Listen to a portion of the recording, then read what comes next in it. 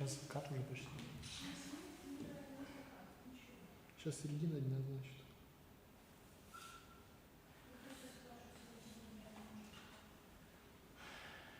Вот. Он сказал утром, днем и вечером. Это ну что же, пустота?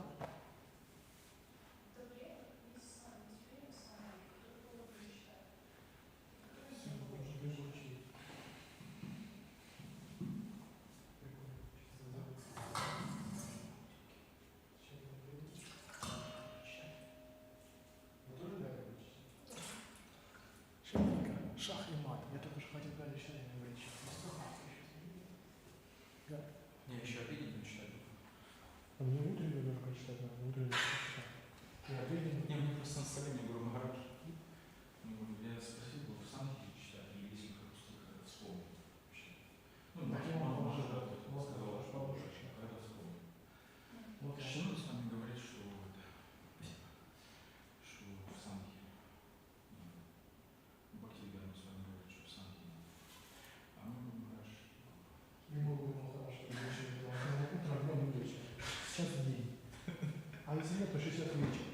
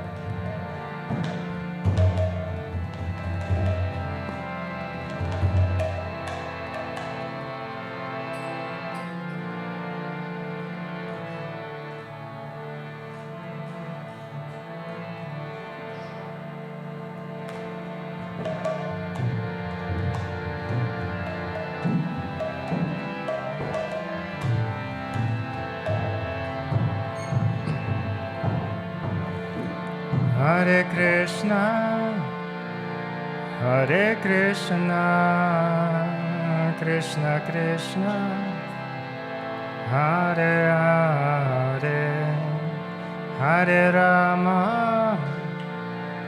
Hare Rama, Rama Rama, Hare Hare, Hare Krishna, Hare Krishna, Krishna Krishna, Hare Hare, Hare Rama, Hare Rama, Rama Rama, Hare Hare, Hare Krishna, Hare Krishna, Krishna Krishna, Hare Hare, Hare Rama, Hare Rama, Rama Rama, Hare Hare, Hare Krishna, Hare Krishna, Krishna Krishna, Hare Hare, Hare Rama, Hare Rama, Rama Rama, Hare Hare, Hare Krishna, Hare Krishna, Krishna Krishna, Hare Hare,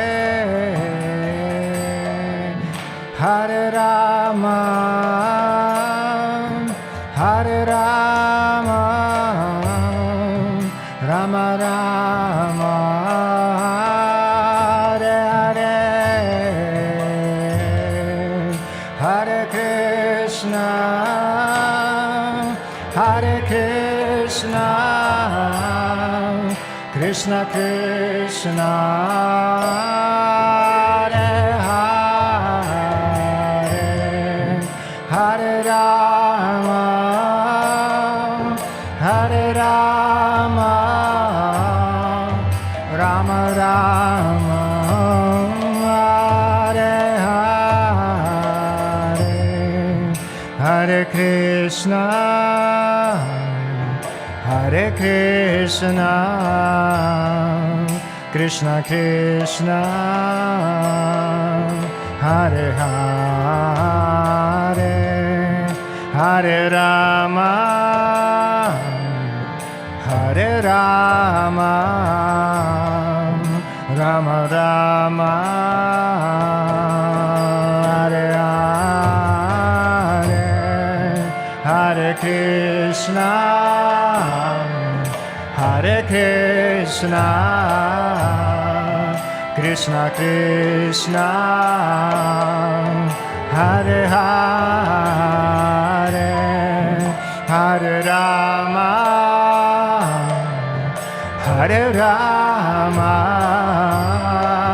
Rama Rama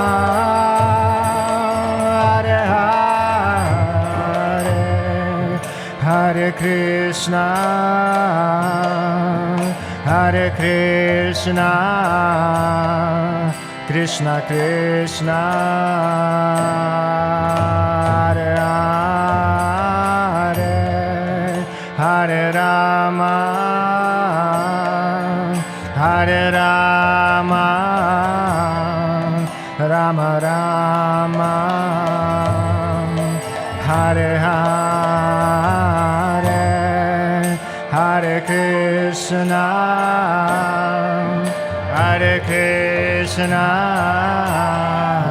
Krishna Krishna Hare Hare Hare Rama Hare Rama Rama Rama Hare Hare Hare Krishna Hare Krishna Krishna Krishna Hare Hare Hare Rama Hare Rama Rama Rama Hare Hare Hare Krishna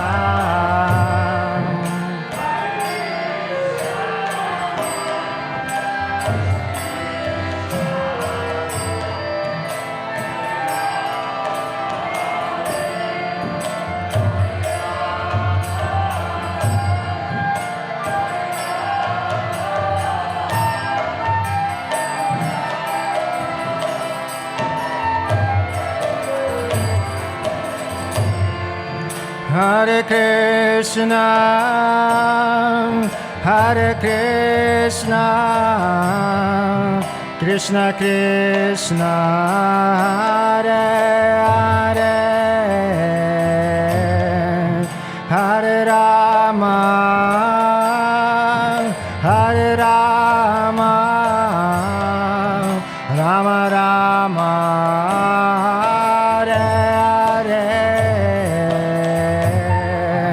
Hare Krishna, Hare Krishna, Krishna Krishna, Hare Hare, Hare Rama,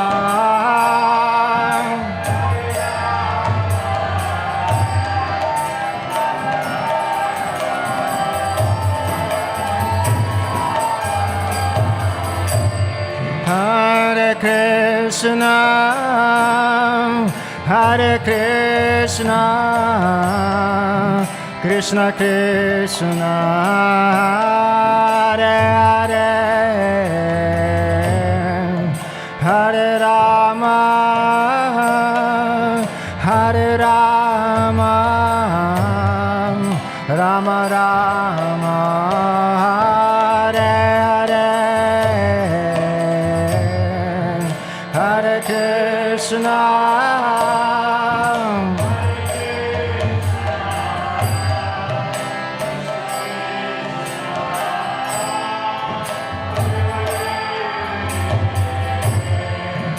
Hare Rama,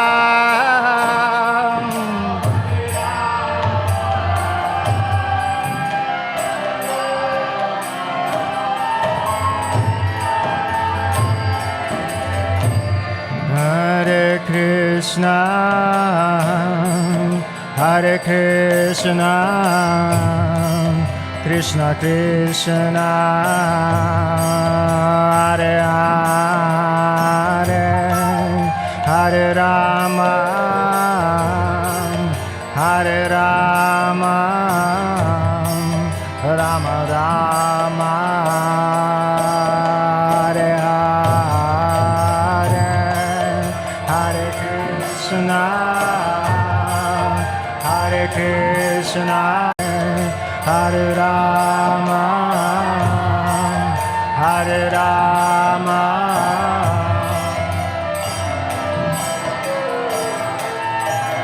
Hare Hare, Hare Krishna, Hare Krishna, Krishna Krishna, Hare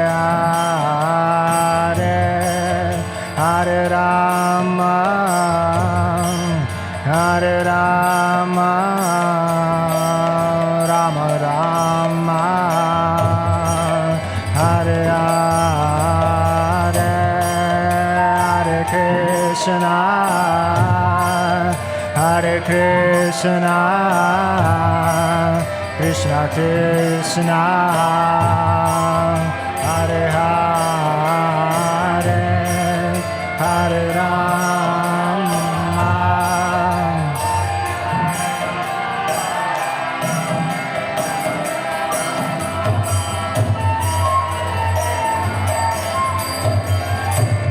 Hare Krishna, Hare Krishna, Krishna Krishna, Hare Hare, Hare Rama, Hare Rama, Rama Rama, Hare Hare, Hare Krishna, Hare Krishna,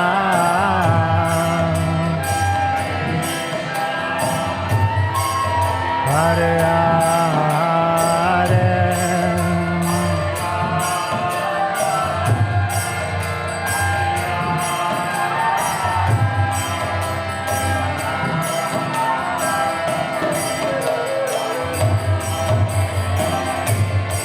Hare Krishna,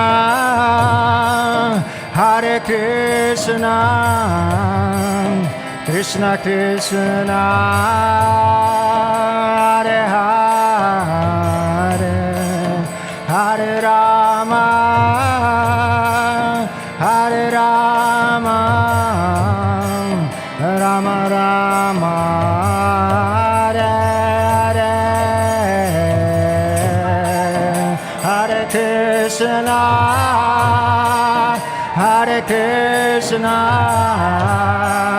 Krishna Krishna, Hare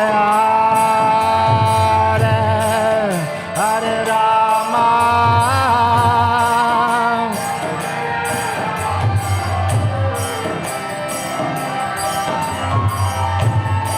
Hare Hare, Hare Krishna,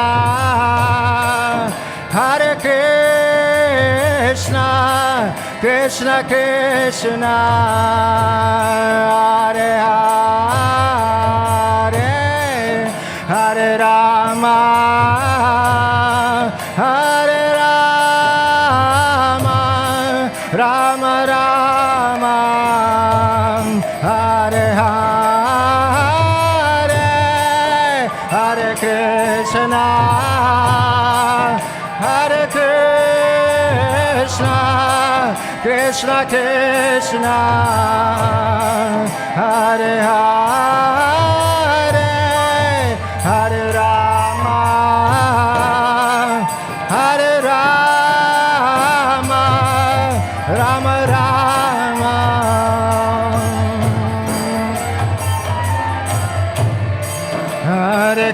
Krishna, Hare Krishna, Krishna Krishna, Hare Hare, Hare Rama, Hare Rama, Rama Rama, Hare Hare.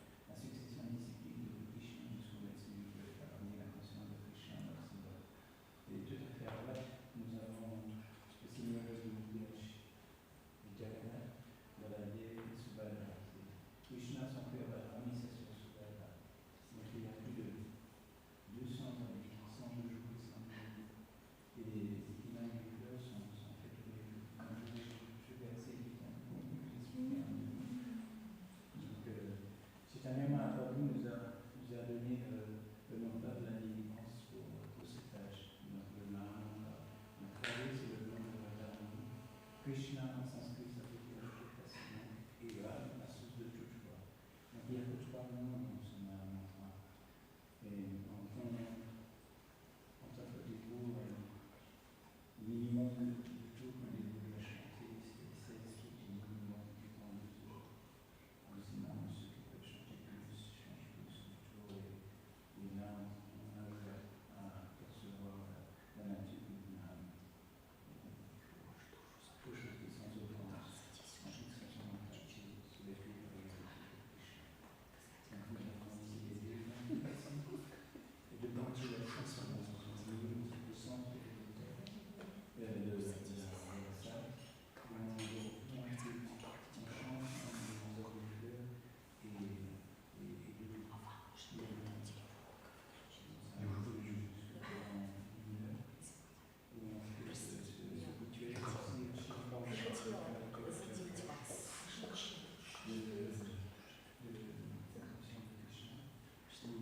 comme vous voyez, tous les matins on chante avec les cartels, l'harmonium et le mudra.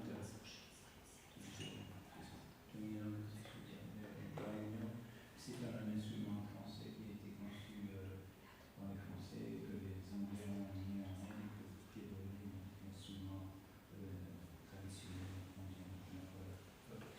Thank you.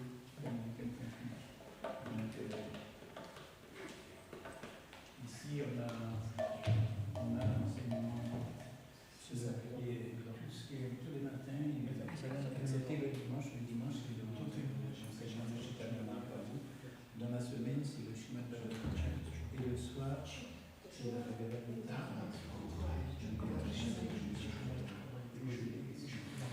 Ici, il y a une analogie du monde matériel dans lequel on est, qui explique de même manière de la façon de la spiritualité, de tout ça. Juste une analogie. En fait, en haut, c'est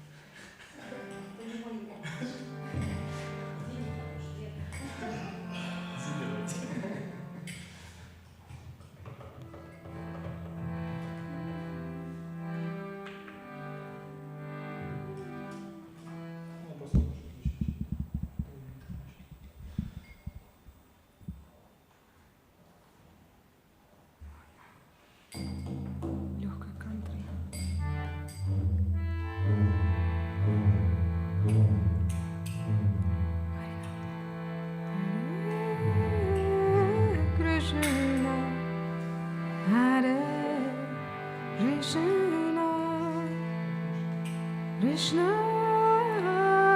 Krishna, Hare Hare, Hare Rama, Hare Rama, Rama Rama, Hare Hare,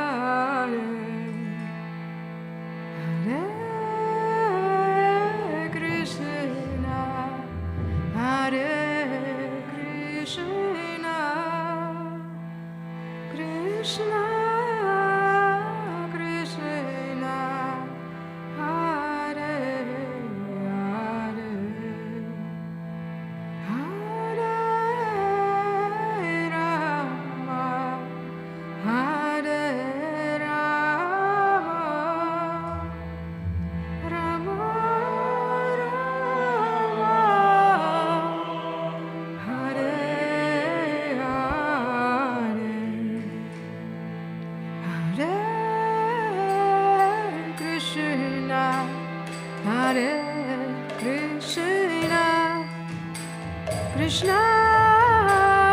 Krishna, Hare Hare, Hare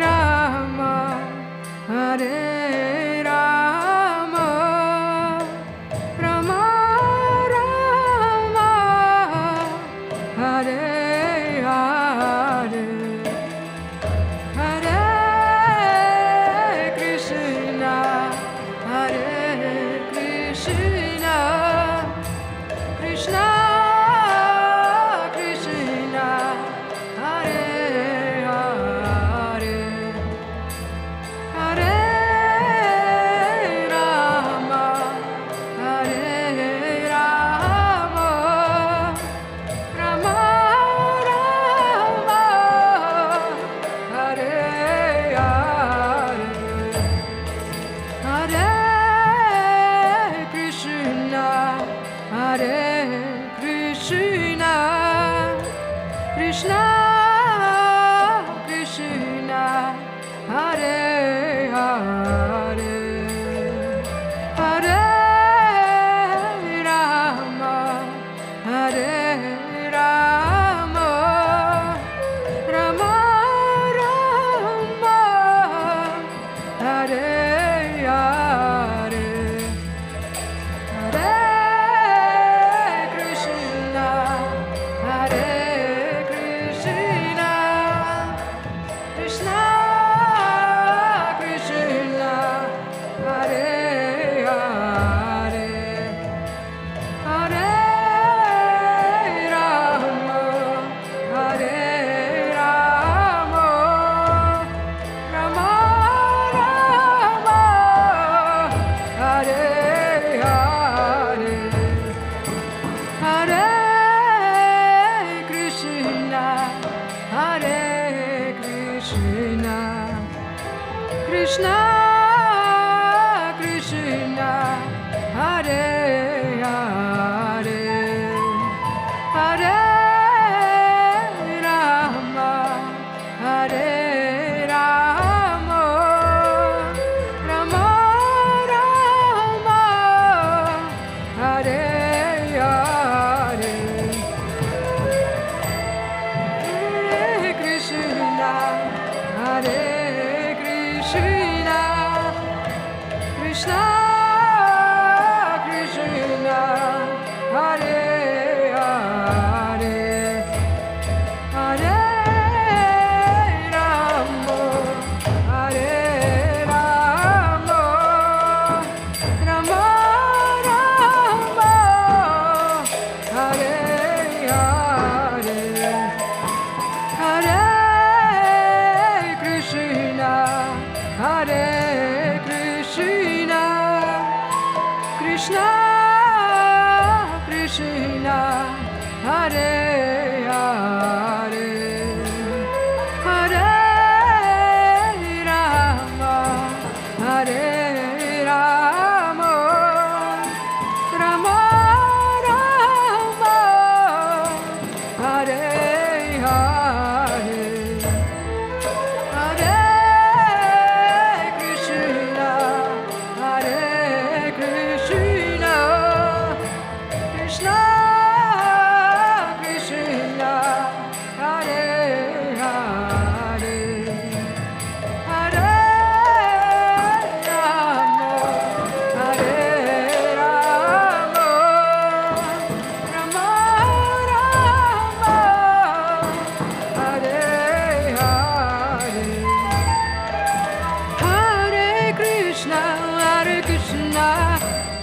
Krishna Krishna Hare Hare Hare Rama Hare Rama Rama Rama Hare Hare Hare Krishna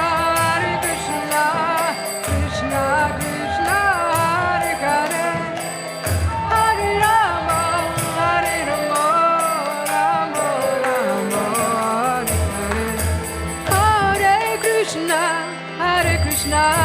Krishna Krishna Hare Hare Hare Rama Rama Rama Hare Hare Hare Krishna Krishna Hare Hare Hare Rama Rama Hare Hare Hare Krishna Krishna Krishna Hare Hare Hare Rama Rama Rama Hare Hare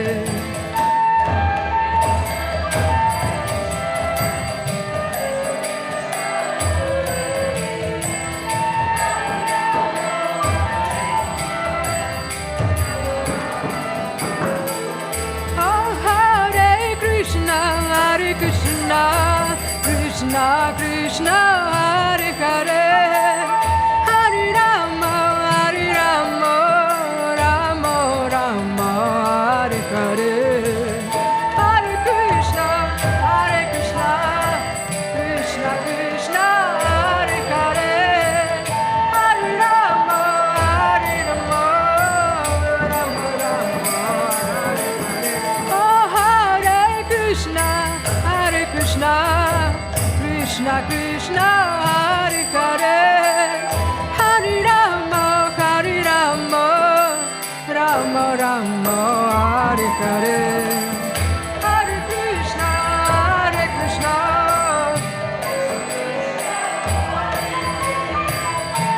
Krishna Krishna Hare Hare Hare Rama Rama Rama Hare Hare Hare Krishna Krishna Krishna Hare Hare Hare Rama Rama Rama Hare Hare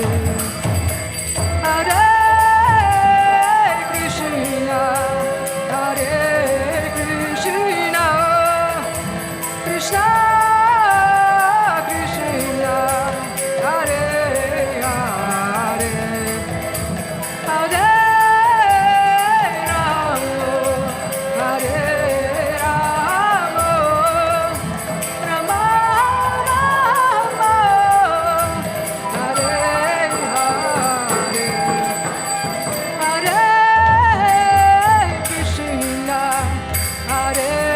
Krishna Krishna Krishna Hare Hare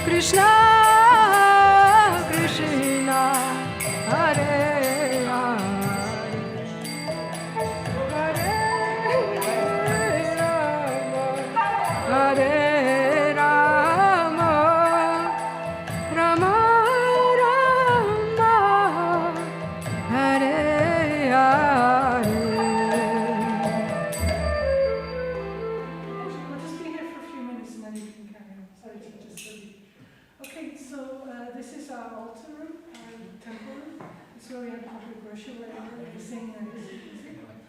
The altar's from 1986. It was made for the Italian model. In the center is the and then next to him is Hare, so this is Hare Krsna.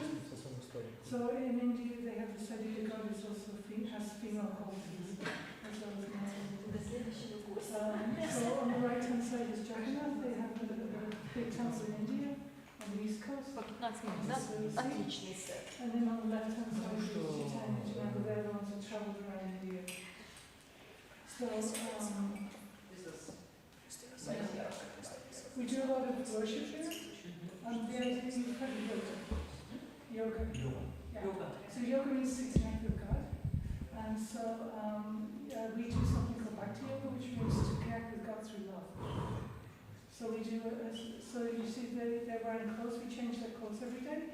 We feed them food 7 times a day. We do arti, which is the ceremony 7 times a day. So we try to offer our love to Krishna, and then when we become connected to him again, or to God. We come here 4:30 every morning, so and sing and dance together. We also do meditation on beats. This is my beat. There's 100.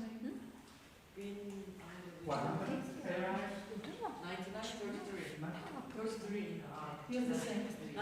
33. Is it 108. Yes.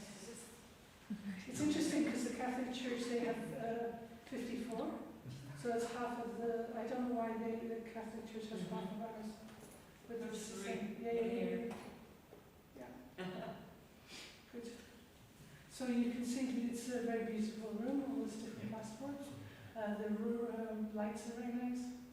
These lights actually come from Chateau in France. They couldn't keep the Chateau, but they kept the lights. So they moved the lights over here, which is very nice. The altar itself weighs 20 tons. This one at the back here weighs 5 tons. So it's very nice. Yeah, it's all marble.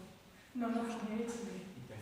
Actually, I think this might be India, this marble. But this marble is the tons.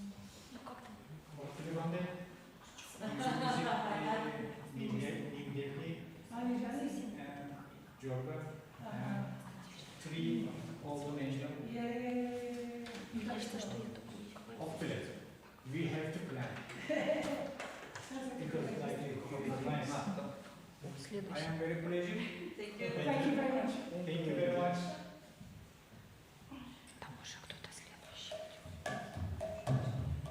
Okay.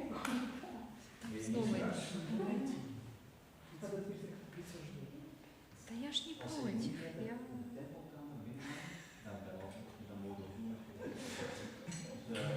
Пойдемте на пиццу. Чего? Я очень много здесь пела сердцем. Пела. Но не в программах, а вот так и пела. Ну, мне не в принципе. Hare Krishna. It's okay that I can explain that? Yes, of course. I was hearing that you're playing very nice music, but I have to interrupt. It's okay. Fine. Yeah. Come on, Hare, come on, Hare.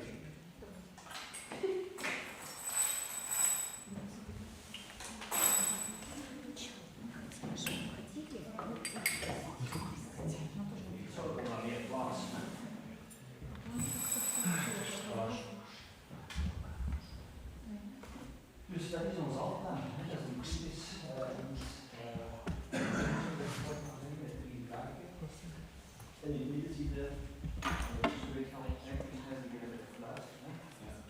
En dan staat. Dus dat is een Krishna. Maar dat is straks al een keer gezegd. Dan heb je 3 verschillende namen. Hare, Krishna en Rama. Krishna is de bron van alle mooie vormen. Hare is de liefdesenergie in persoon. Dus de vrouwelijke vorm naast Krishna is de liefdesenergie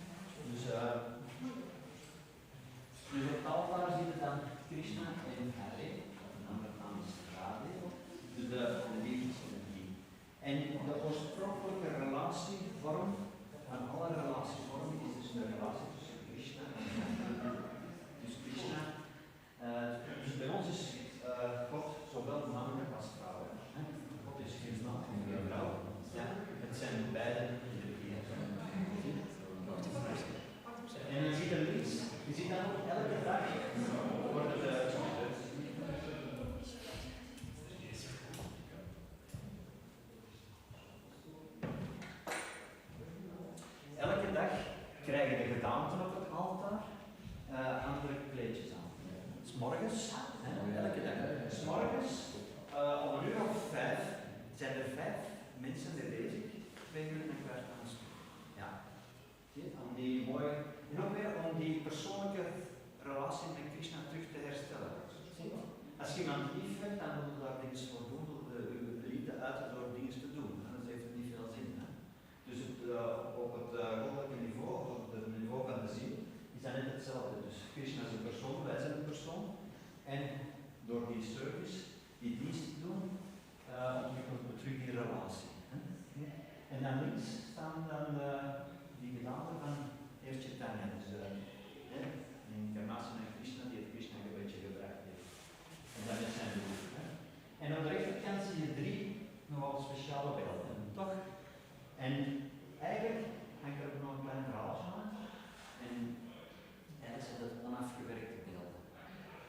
Daarom dat die zo een beetje ruw eruit zien. Maar wat is er gebeurd? Lang geleden was er een koning in zijn paleis, die had een altaar. Elk paleis had zijn eigen tempelkamer, zou ik maar zeggen, zoals hier. Maar hij had geen gedaante van Krishna. En hij wist ook niet hoe dat Krishna eruit zag. En dan heeft hij iemand uitgenodigd, een beeldhouwer van die hogere planeten, die Krishna wel kende. En hij wist dat hij eruit zag. En die heeft hij dan uitgenodigd om in zijn paleis uit de 3 grote boomstronken die beelden te maken. Maar wat is er nu gebeurd? Die beeldhouwer die kreeg een eigen ruimte en hij zegt tegen de koning, ik moet voor die beelden te maken, moet ik echt heel diep in meditatie gaan. En als mijn meditatie verbroken is, dan stopt het en dan kan ik niet meer verder werken. Dus, oké, de koning zegt geen probleem, ik zal niet doen. Dus hij begon eraan te werken en hij hoorde klop, maanden aan een stuk en alles ging wel. Maar op een gegeven moment hoorde hij niets meer. En toen dacht hij, in het begin dacht hij, nee, mag niet gaan kijken, want dan is het gedaan. Maar het bleef dan een week stil, 2 weken stil, een paar maanden stil. En dan dacht hij, ja, dat kan niet meer. Nu moet ik gaan kijken, want er is iets gebeurd.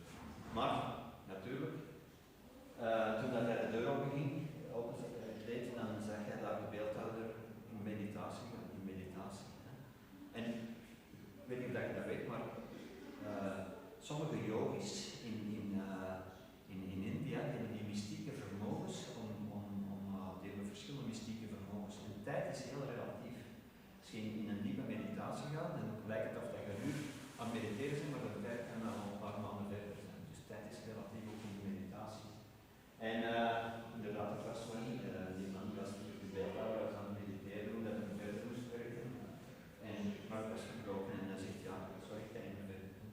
En dan is hij doorgegaan en dat was het resultaat. De beelden waren allemaal afgewerkt. Maar voor ons zijn ze dan toch Krishna en zijn zus en zijn broer. Maar dat weet ik dat ook. Jullie zitten dan in een klein naar China, een half uur ongeveer. Zie je ook weer de 2 heilige planten? Zie je? Ja. Dan heb je dat ook, hè? Dus morgens worden die ook verkeerd, dan met een gebed. En dan s'avonds krijgt Krishna ook een nachthout gedaan. Dus s'avonds wordt dat om 8:00 worden weer omgekleed. Ja. Want soms hoor ik wel de mensen zeggen zo, als ze dan hoort dat dan achteraf gaan de poppetjes op het altaar. Hè? En dat ze dat echt zien als poppen. Maar voor ons is dat Krishna zelf en ik zal uitleggen waarom. Dus de vorm die dat daar gestaan is gemaakt naar de beschrijving van de Vedas. In een energie van Krishna, maar een mooie energie. En dan als die gedaantes af zijn, dan worden er speciale gebeden opgezegd. En die nodigen dan Krishna persoonlijk uit om in dat beeld dan zo gezegd plaats te nemen. En dan is dat eigenlijk geen beeld meer, maar is dat Krishna zelf. Dus voor ons is dat God zelf die bestaat. Dus, want alles is uiteindelijk zijn energie. En hij is persoonlijk dan uitgenodigd door verschillende gebeden en dat is dan Krishna zelf. Dus als ze ooit vragen in je leven of je al een eigen persoon gezien, kun je vanaf nu zeggen, ja, dat ik Krishna ben. Of het altaar. Nee. Dus wat hebben we nog op tafel staan? Er zijn ook nog een paar stenen die precies zijn. Zoals ik zei, in India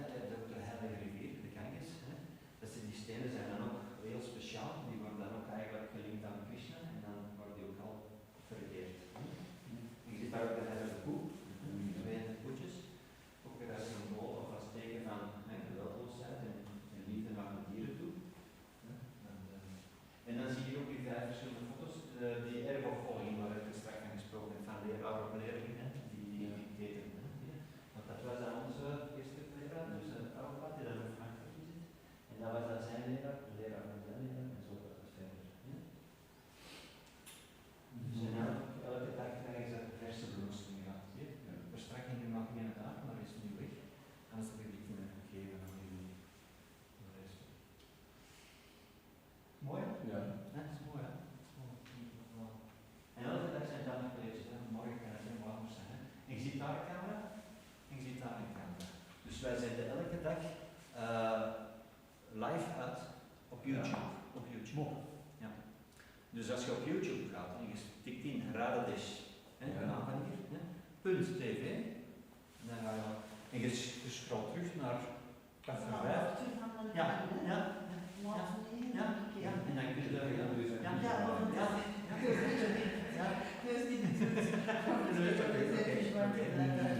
maar dat kun je dan zien, dat kun je dan zien. Als je morgen wilt zien, of een keer bijvoorbeeld 's ochtends een lezing wilt meemaken, dus van 8 uur tot 9 uur is dat een keer een lezing uit die heilige boeken. En dan is er iemand van de gemeenschap die dan een vers eruit neemt, dus elke dag een ander vers, en dan spreekt er iemand over. Vorige keer waren we allemaal Waar die dat zeggen. Ja, maar wel, maar dat kan ik nu ook doen. Dat is het laatste. Ja, oei. Ja, dus van het museum. Ja. Sorry. Ben jij zo meteen nog naar Moze 2? Dan, ik ga even Moze 1 op slot doen. Ja. En dan laat ik hem erbij en dan mag ik hem onder in de lade. Ja, dat is goed. Dank je. Ja, de sleutel. Hè? De andere moest er ook nog natuurlijk naar boven gaan, naar het museum daar. Maar dus, ja. Maar dat doe ik ook, want morgen heb ik een groep met 80 kinderen. Oei. En dat vind ik wel aan te doen. Ja. Dan gaan de kinderen allemaal zitten en dan gaan we muziek maken. Hè. Dat vinden ze leuk. Want dan deel ik ook al die trommels uit en al de muziekinstrumenten. Allee, allemaal, dus het zijn er maar super. Maar dan zijn ze vol aan de hand. Want ze willen dat Krishna een beetje natuurlijk ook een keer horen hoe dat gaat. En ik zal dan een keer voor jullie voorzien hoe dat gaat. En dit moet hier ook liggen. Prachtig. Ja. Dat is de stoel dat de spreker dan krijgt om dat vers te doen. Hè. En dat wordt niet gebruikt als een ordinaire stoel. Dan. En dat is dan ook weer niet goed. Anyway, kijk, ik ga een keer een Krishna liedje voorzingen. En dan kunnen we samen eens zingen. Ja. En dan kun je dus een keer voelen wat dat geeft. Hè? En wat dat is. Het is een heel simpel melodietje. Het is gewoon dat zijn handcymbaaltjes. Dat is voor het ritme aan te geven. 1, 2, 3, 1, 2, 3. En we hebben hier ook trommels.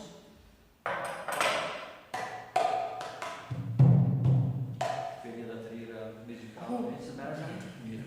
En dan kan ik vooral in het koor is niet vroeg. Hoef je niet. Ik ga ook absoluut niet mee. Allee joh, muziek maken, nee? Dat is het nieuwe ding? Nee, zij was zangeres. ja. Oké, dan moet je gaan zingen. Dus er zijn trommels, we hebben hier ook een handtrommeltje. Dat is eigenlijk wat het principe van een accordeon met een blaasschaal. En dan met één hand wordt er dan gespeeld. En dus lijkt dat het blaast, komt. En dan gaat het. Ze hebben mij gezegd dat je de blaasbalk moet leeg laten lopen door een geluid en een noot aan te houden. Voor dat toestel. Voor dat ook. Dus ik zal een keer samen zingen voor de leute. Dus ik zal een keer voorzingen. Het is eigenlijk heel gemakkelijk. Dat is 2 keer Hare Krishna. Dat is Krishna apart en Hare apart. En dan Hare Rama. 2 keer Rama apart. Maar in het begin is dat wel met de kinderen. Oké. Hare Krishna, Hare Krishna, Krishna Krishna, Hare Hare, Hare Rama, Rama Rama.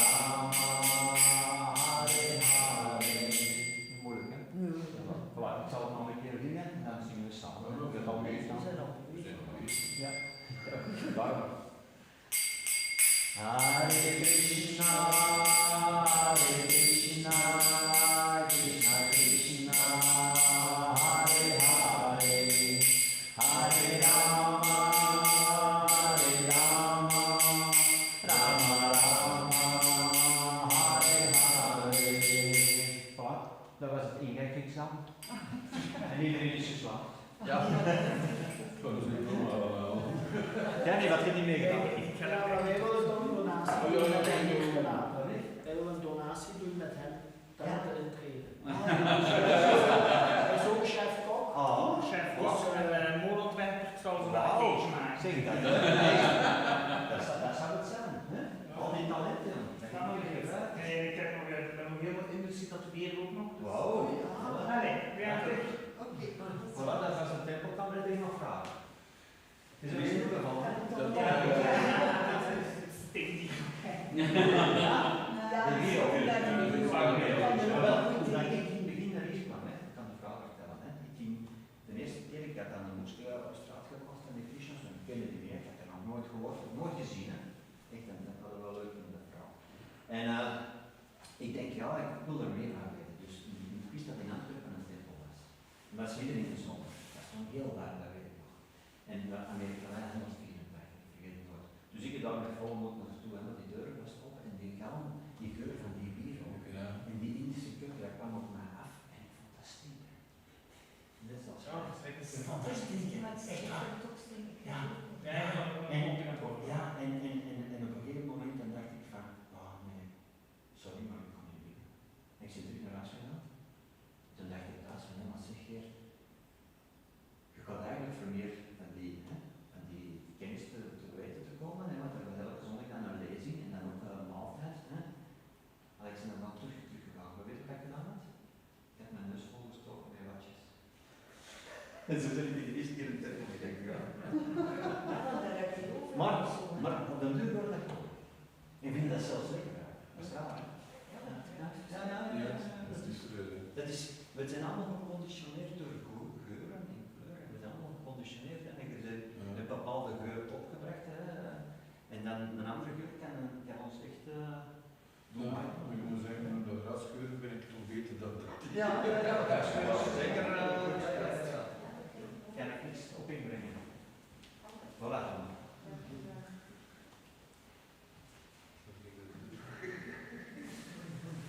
Ik ga het lichtje laten. Ja. Want de energiekosten zijn niet vrij hoog. Denk ik wel.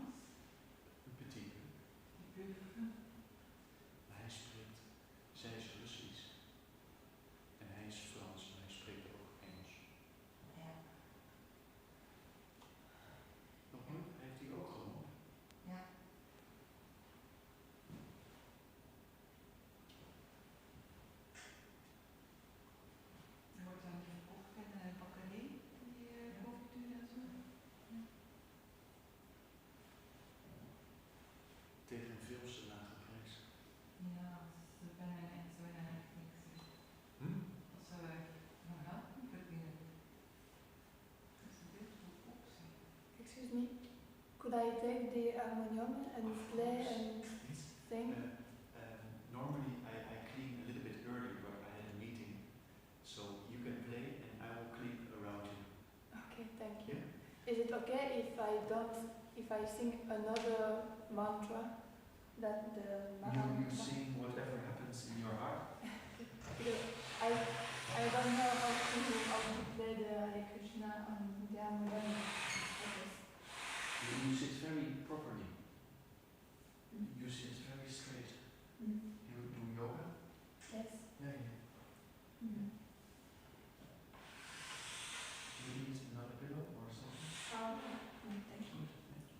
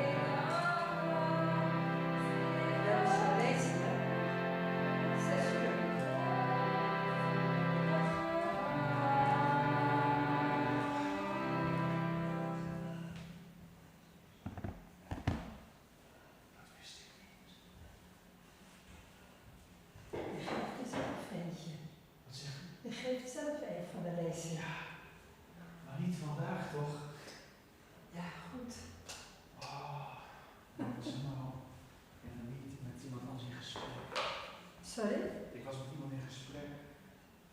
Is oké, kan gebeuren. Geef jij de lezing? Ja. Ja, niemand die wil het eerste hoofdstuk doen. Van? Het is niet echt een lezing die mensen willen geven. Sorry. I'm really violent people lecture now. 6 o'clock. So you're welcome to stay for that. See if there's any people coming.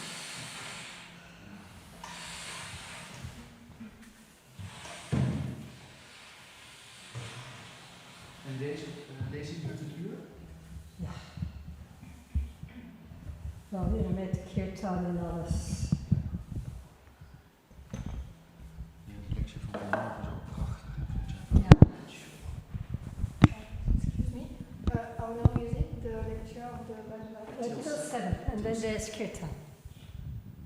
At 7 there's a kirtan. Yes. And at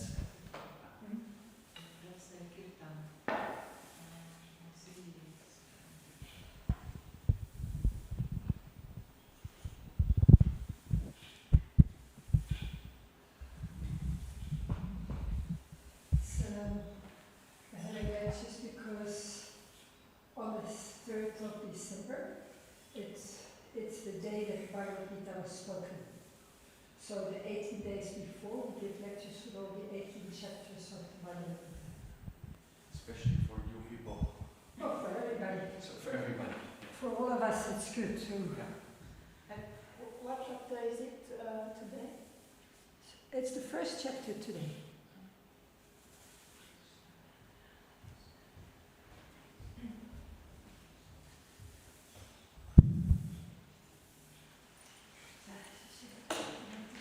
Jai.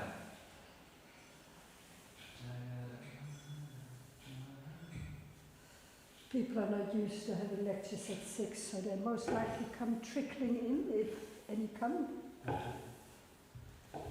But there will also be people online. Yeah.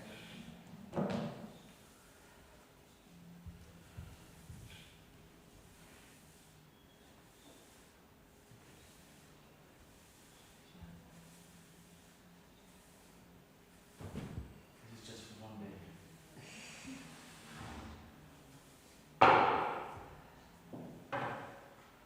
The men are sitting on this side and the women they can sit.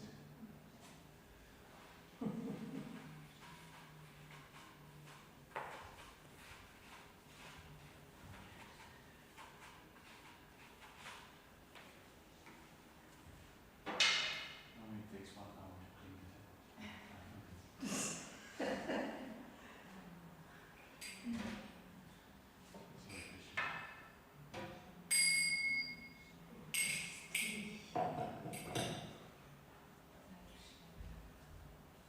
I leave it open this way. During the lecture, Huh? I leave it open. What? No. Yeah, of course.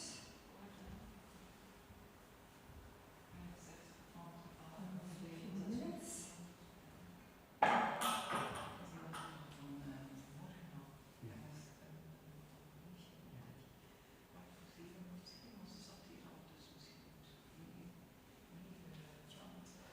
Ze heeft ook meer, nee, ze heeft ook de devotional service gedaan vandaag. Ja. And she also speaks English.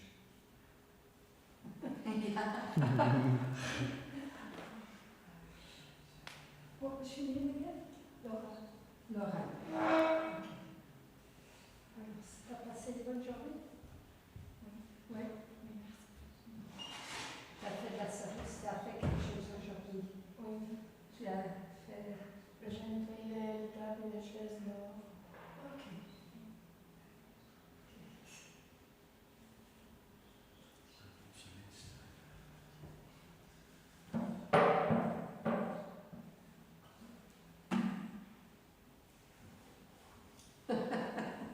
Oops, I got a clean chair.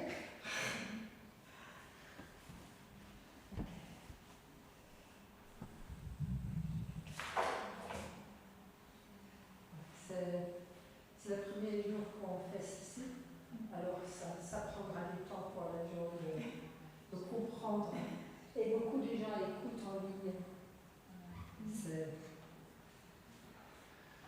C'est bien, et en même temps c'est triste. Parce qu'alors on ne voit pas les gens, ils sont chez eux, mais qu'est-ce qu'on peut faire?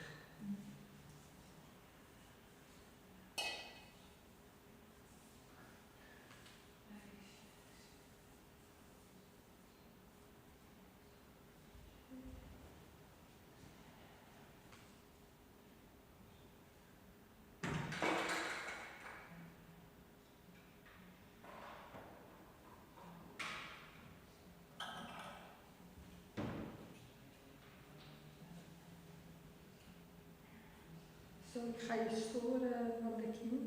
Nee, ik stoor jullie. Sorry? Ik stoor jullie. Altijd van me.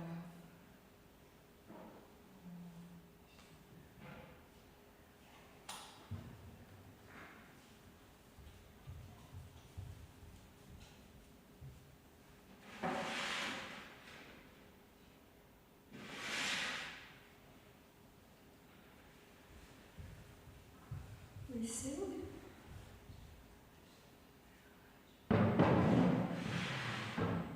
Sorry at the bottom.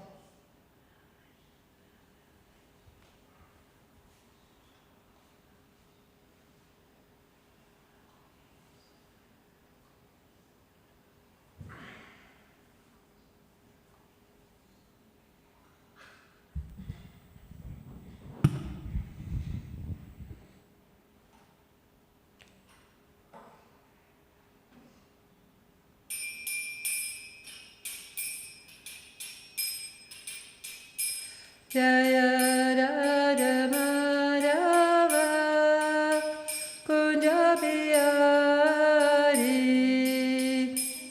Radha Madhava Kunja Bihari Jaya Radha Madhava Kunja Bihari Jaya Radha Madhava Kunja Bihari Gopi Janavalabha Kevaradari Gopi Janavalabha Kevaradari Asoranandana Braja Janaranjana Soranandana Braja Janaranjana Soranandana Braja Janaranjana Soranandana Braja Janaranjana Yamuna Tira Vanacharya Natira Vanachari Jaya Radha Madhava Kunja Bihari Jaya Radha Madhava Kunja Bihari Gopi Janavalabha Kevaradari Gopi Janavalabha Kevaradari Asura Nandana Braja Janaranjana Asura Nandana Braja Janaranjana Yamuna Tira Vanachari Yamuna Tira Vanachari Hare Krishna Hare Krishna Krishna Krishna Hare Hare Hare Rama Hare Rama Rama Rama Hare Hare Hare Krishna Krishna Krishna Hare Hare Hare Rama Hare Rama Rama Rama Hare Hare Hare Krishna Krishna Krishna Hare Hare Hare Rama Hare Hare Rama, Rama Rama, Hare Hare, Hare Krishna, Krishna Krishna, Hare Hare, Hare Rama, Rama Rama, Hare Hare, Hare Krishna, Krishna Krishna, Hare Hare, Hare Rama, Rama Rama, Hare Hare, Hare Krishna, Krishna Krishna, Hare Hare, Hare Rama, Rama Rama, Hare Hare, Jaya Radha Gopinath Radha, Gopinath Radha, Gopinath Sri Radhe, Jaya Radha Gopinath Radha, Gopinath Radha, Gopinath Sri Radhe, Jaya Radha Gopinath Radha, Gopinath Radha, Gopinath Sri Radhe, Radha Gopinath Radha, Gopinath Radha, Gopinath Sri Radhe, Jaya Prabhupada, Jaya Prabhupada, Jaya Prabhupada, Srila Prabhupada, Upada, Jaya Prabhupada, Jaya Prabhupada, Srila Prabhupada, Prabhupada, Prabhupada, Jaya Jaya Prabhupada, Prabhupada,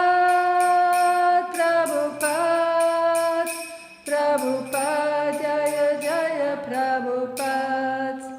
Dharmicharita Pravisto Vishnupada Paramamsa Parvrajagacharya Saraswati Sishmat is divine grace A.C. Bhaktivedanta Swami Shri Prabhupada Ki Jai. Jaya Vishnupada Paramamsa Parvrajagacharya Saraswati Sishmat Bhaktisiddhanta Saraswati Goswami Maharaja Prabhupada Ki Jai, Ananta Gauti Vaishnavrinda Ki Jai, Namacharya Shardas Thakur Ki Jai. Prem se Gaur Sri Krishna Chaitanya Prabhu Nityananda Sri Advaita Gadadhar Srivasadi Gaura Bhakta Vrinda Ki Jai. Shri Shri Hare Krishna Gopi Gopinath Shama Kunda Radha Kundi Giri Govardhana Ki Jai. Vrindavan Dhama Ki Jai, Mathura Dhama Ki Jai, Navadvip Dhama Ki Jai, Jagannath Puri Dhama Ki Jai. Radhadesh TV Ki Jai, Ganga Mai Ki Jai, Muni Mai Ki Jai, Tulasi Devi, Bhakti Devi Ki Jai, Sagata Yagya Ki Jai, Samaveta Bhakta Vrinda Ki Jai, Go Premanande. All glories to the assembled devotees, all glories to the assembled devotees, all glories to the assembled devotees, all glories to Shishi Guru and Gauranga. Okay, so welcome. So we're going to be going through the Bhagavad Gita in the coming 18 days. So on the 3rd of December, it's the day the Bhagavad Gita was spoken. So Bhagavad Gita's birthday, Gita Jayanti. Normally on that day, we read in the afternoon, we go through all the verses of the Bhagavad Gita. We all come together and we read all the verses of the Bhagavad Gita. So we thought it would be a nice idea before we do that, to get a little bit of a warming up. So for 18 evenings, we will go through the 18 chapters of the Bhagavad Gita. So some chapters we might have to pick a specific topic because there's too much going on in the chapter. I'm doing the first chapter, which is relatively easy to kind of get through in one sitting. So it's a new thing. I have never done this before either. So, since it was my idea, I got myself into some trouble. Trust me to do that. So every day will be an other speaker? Yes. Yeah, there's some speakers who might speak twice, but normally there should be another speaker every day. Tomorrow it will be Gopinath. So, even some bhaktas will speak. So if you want to speak on a chapter, chapter 17 is still available. Om Jnanatimirandasya Giranjana Salakya Chakshurumilitam Yena Tasmai Sri Gurave Namaha Sri Chaitanya Manobishtam Stapitam Yena Bhutale Svayam Rupa Kiramayam Dadati Svapadantikam Vandeham Sri Krishna Swadvaham Sri Guru Sri Yutapadakamam Sri Guru Vaishnavamscha Sri Rupam Sagrajatam Saganara Gunatam Vitam Tam Sajivam Satvaitam Savarutam Parijana Saitam Krishna Chaitanya Devam Sri Radha Krishna Padan Sagana Lalita Sri Visakam Vitamscha Hey Krishna Karuna Sindhu Dino Bandhu Jagatpate Gopesha Gopika Kanta Radha Kanta Namostute Tapta Kanchana Gaurangi Radhe Vrindavadeshwari Vrishabhanusate Devi Pranamami Haripriye Vanchakalpatrubhyascha Kripa Sindhubhyevacha Patitanam Pavanebhyo Vaishnavebhyo Namo Namaha. So, before we do this chapter, I want to share some general points about the Bhagavad Gita, some of which I didn't know myself either. So, I learned something while preparing for this. So, in the Bhagavad Gita, there's 700 verses. Of these 700, Krishna actually only speaks 575. Arjuna speaks 83, and then most of those are in the 1st and in the 11th chapter. Sanjaya speaks 41 verses, and Dhritarashtra speaks 1 verse. And chapter 1 is also the only chapter in which 4 people speak. So, in the whole Bhagavad Gita, Arjuna is addressed by 20 different names, and Krishna is addressed by 33 other names. So 20 names for Arjuna except Arjuna, and 33 names except Krishna. And then all these names, they indicate basically the personal nature of the conversation, because they highlight specific characteristics of the person which are important at that part of the conversation.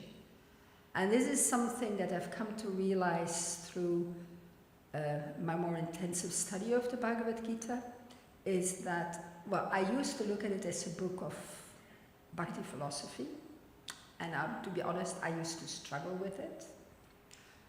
But ultimately, it is also about 2 friends talking together.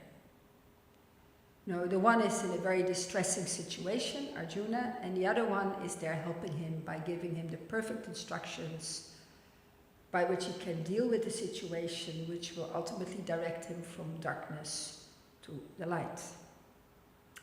And Bhagavad Gita is known as Yoga Shastra, since the whole book talks about yoga.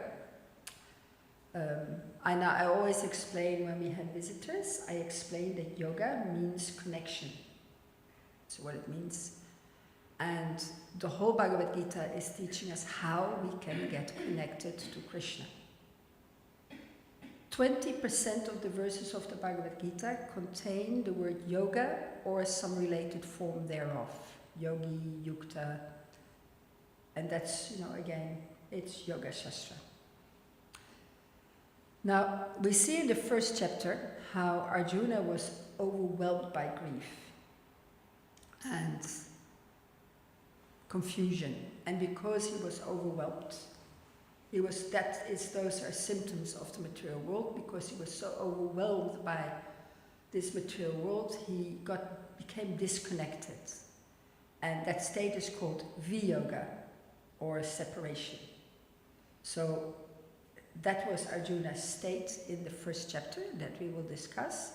And then this whole Bhagavad Gita is there for Krishna to connect him again. So that is basically why it's called Yoga Shastra. Hare Krishna. So in the 1st chapter there's 2 main parts. There is the 1st part, which is observing the armies, and then we meet all the soldiers that are there, we discuss, it's discussed why it is so certain that Arjuna will win, and the Pandavas. And it shows Krishna as Bhaktavatsala, as the friend of his Bhakta, of his devotee. And then the second part of the chapter is Arjuna's lamentation. So he is overwhelmed and he expresses different reasons why he cannot fight. So the first verse, I will just read the Sanskrit as well, because it's a nice verse and it's something that I remember I had to learn. So it's the one verse that I learned that I never forgot. Dhritarashtra vacha dharmaksetre kuruksetre samaveta yuyutsava mamaka pandavas chaiva kim makurvata sanjaya. Hare Krishna Prabhu. Dhritarashtra said, O Sanjay, after my sons and the sons of Pandu assembled in the place of pilgrimage at Kurukshetra, desiring to fight, what did they do? Now, this is the only verse in the whole Bhagavad Gita spoken by Dhritarashtra. So, for those of you who don't know, I always think that I have a loud enough voice to cover for everything, but apparently I don't. I'm deaf. Okay. So, Dhritarashtra, there are three brothers, Pandu and Dhritarashtra and Vidura. And Vidura was actually kind of what we would call a half caste. And Pandu was the younger brother, and Dhritarashtra was the older brother, and normally the older brother obviously becomes the king, but Dhritarashtra was blind, so he could not become the king. So his younger brother became the king, but he died at a very young age. So his wife and his children, they went to stay with his older brother, Dhritarashtra, his wife, and their 100 children. Now, because Dhritarashtra kind of could not be the king, now at that time he was ruling while, the children of his brother were growing up. So he was ruling, and obviously he was very unhappy about this whole situation. He felt he was capable of ruling and he couldn't rule. In this case, he was like the regent. He had to take over temporarily. So he kind of brought his children up in that mood, and they became very antagonistic towards the Pandavas, and he didn't stop them, and they basically took over the kingdom, and he didn't stop them. And then ultimately we end up in a war, which is where we're now. Now that is the really brief history. There's a book like this about it. So I'm kind of bringing down the whole Mahabharata to about 3 sentences, but just to give you an idea. So that is Dhritarashtra. So he is torn between hoping that his sons would win the battle and knowing that it would be impossible. And he indicates that in this verse, because he speaks about Dharmakshetra, Kurukshetra. Now, Kurukshetra is a holy place, Dharmakshetra, and obviously virtuous people like the Pandavas would be at an advantage there.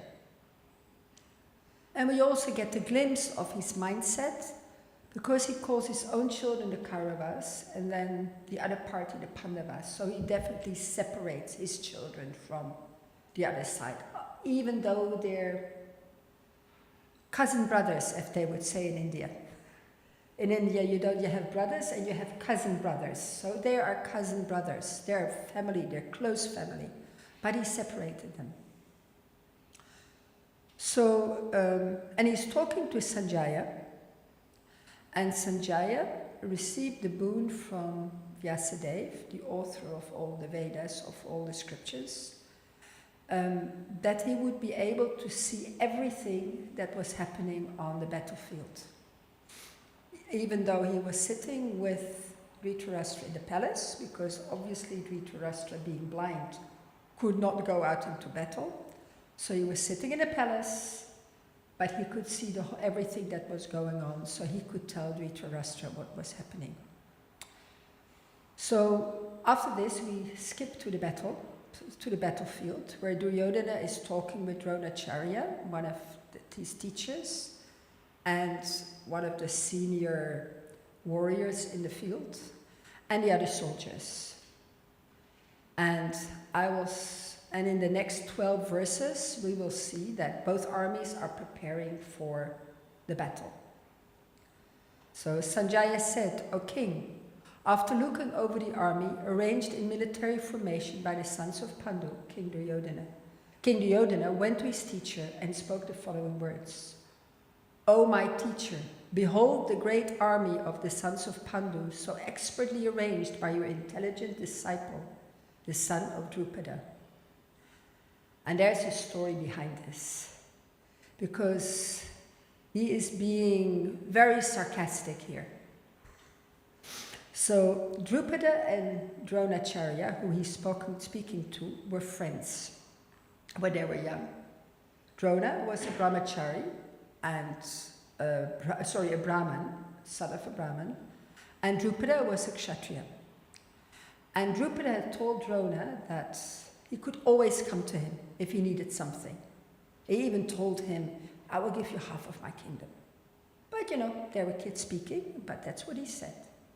So when they were adults, Dronacharya was a very poor Brahmana, and one day his son came to him and asked him for milk. His friends had spoken about it. He didn't even know what milk was, because Dronacharya didn't have a cow, so he couldn't offer him any milk. So Dronacharya decided to go to Drupada for help. He remembered the conversation they had as children, so he went there. And Drupada, who was now the king of Panchala, laughed at him, telling him that he shouldn't take words spoken as children so seriously, and that friendship could only be there between equals.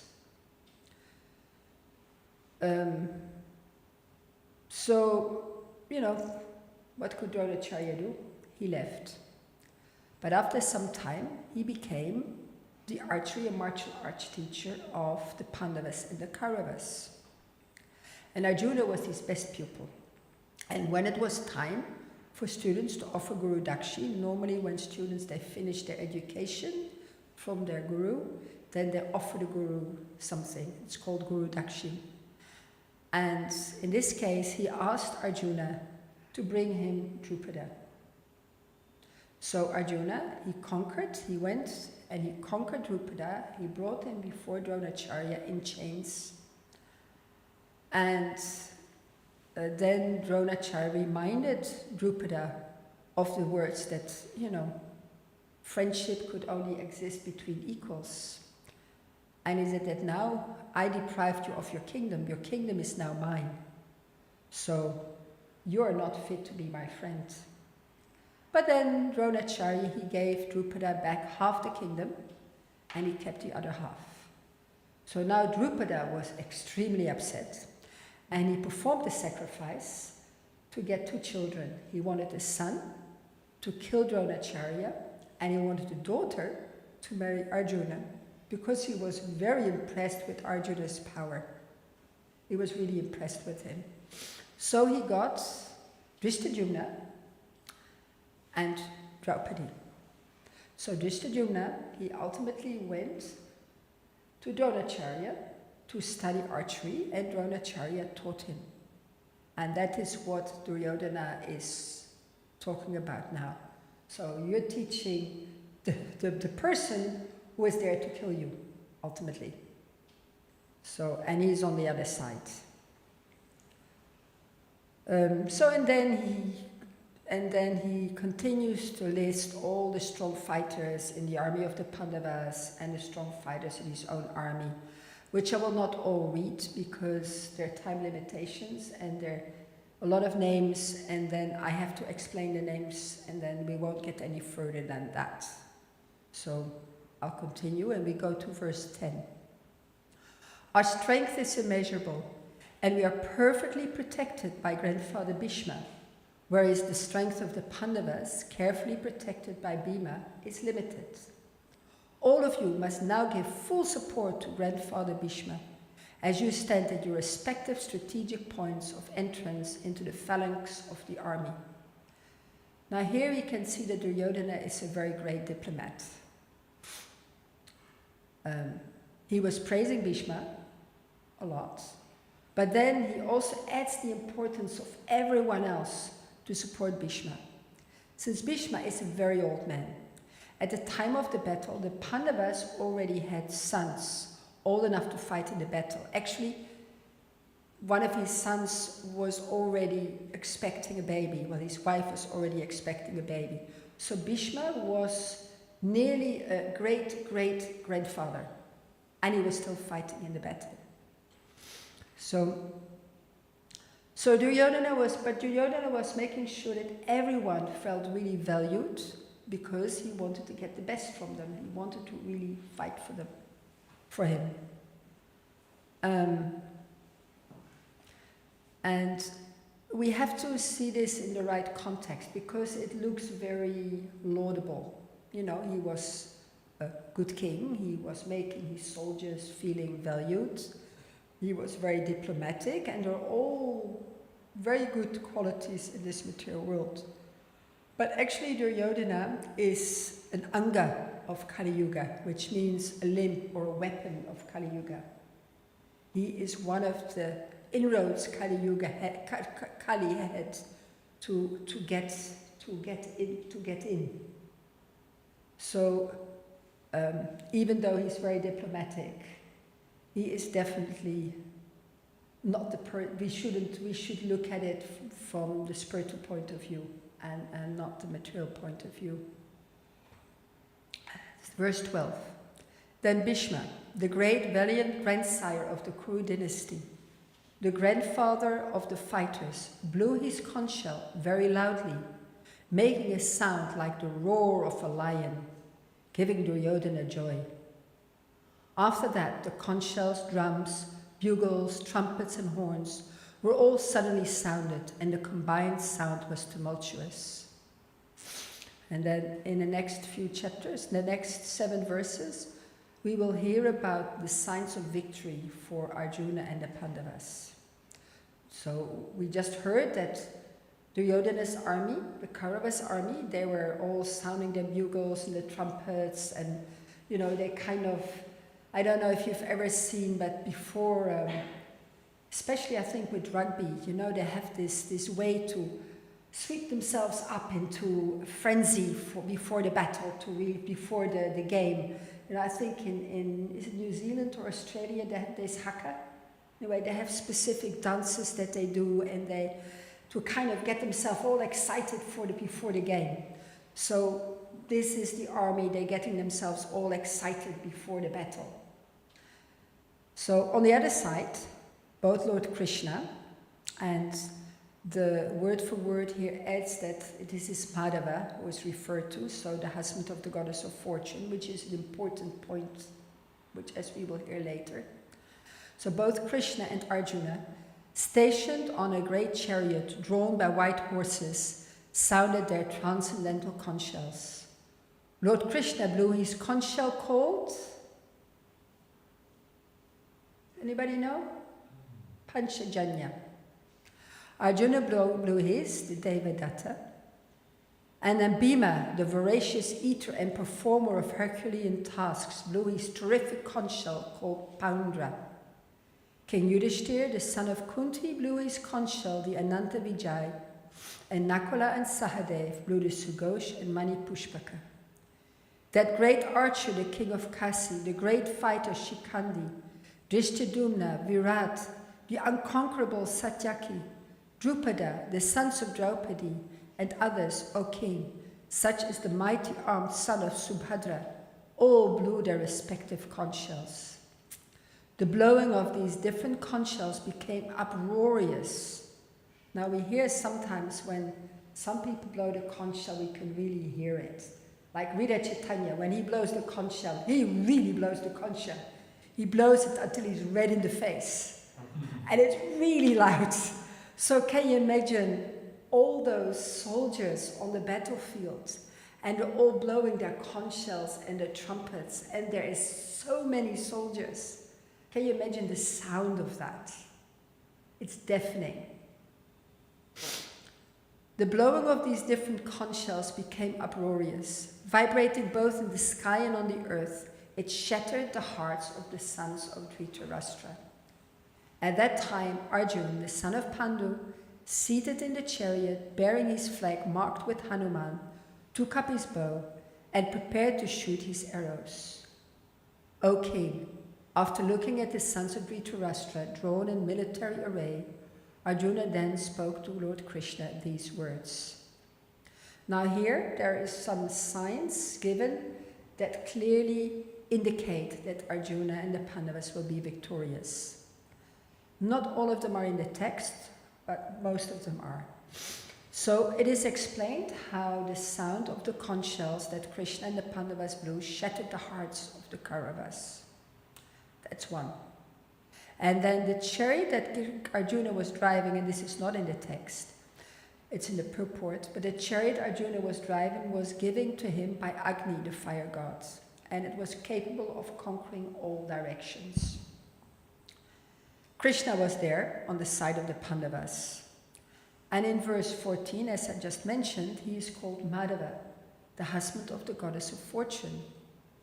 And wherever Madhava is, the goddess of fortune is there as well. And with the goddess of fortune there, you cannot lose. Also, Krishna's personal presence as Arjuna's charioteer confirms this victory. In verse 15, he is addressed as Rishikesh, the director of the senses of the devotee. Now, with Krishna directing your senses on the battlefield, how can you lose? Then Arjuna's flag had the emblem of Hanuman, and Hanuman helped Ram win the battle against Ravan. And then, of course, there is the location of Kurukshetra. As we mentioned in the first verse, Kurukshetra is a holy place, and the Pandavas were very virtuous kings, so they were bound to win there. And then also we read earlier in verse 12 how Bhishma was blowing his conch shell to pacify Duryodhana, indicating that he knew Duryodhana would lose. So these are 7 symptoms of 7 ways that is explained that we can see that Arjuna is going to win. So then Arjuna was speaking to Krishna, and he said, "O infallible one, please draw my chariot between the 2 armies so that I may see those present here who desire to fight and with whom I must contend in this great trial of arms." In this verse, Arjuna calls Krishna Achyuta, infallible one. And infallible means that he never fails in his affection for his devotees. And we see that clearly here. Krishna became Arjuna's charioteer. Now, being a charioteer is an extremely lowly position, because it means that you have to follow the orders of the warrior behind you. So Krishna had to follow Arjuna's orders. So here Arjuna is ordering him, take my chariot between the 2 armies, and Krishna obeys. He didn't question the decision, because he could have said, well, the battle is about to start. Why do you want to go in between the 2 armies? Are you going to surrender? Are you going to try and negotiate a peaceful resolution? So, and on the battlefield also, you know, when the warrior is telling the charioteer, there are no niceties like, could you please go to the right here? Or it would be jolly good if you could take me to the other side of the battlefield when you get a chance. Because the battlefield is very noisy.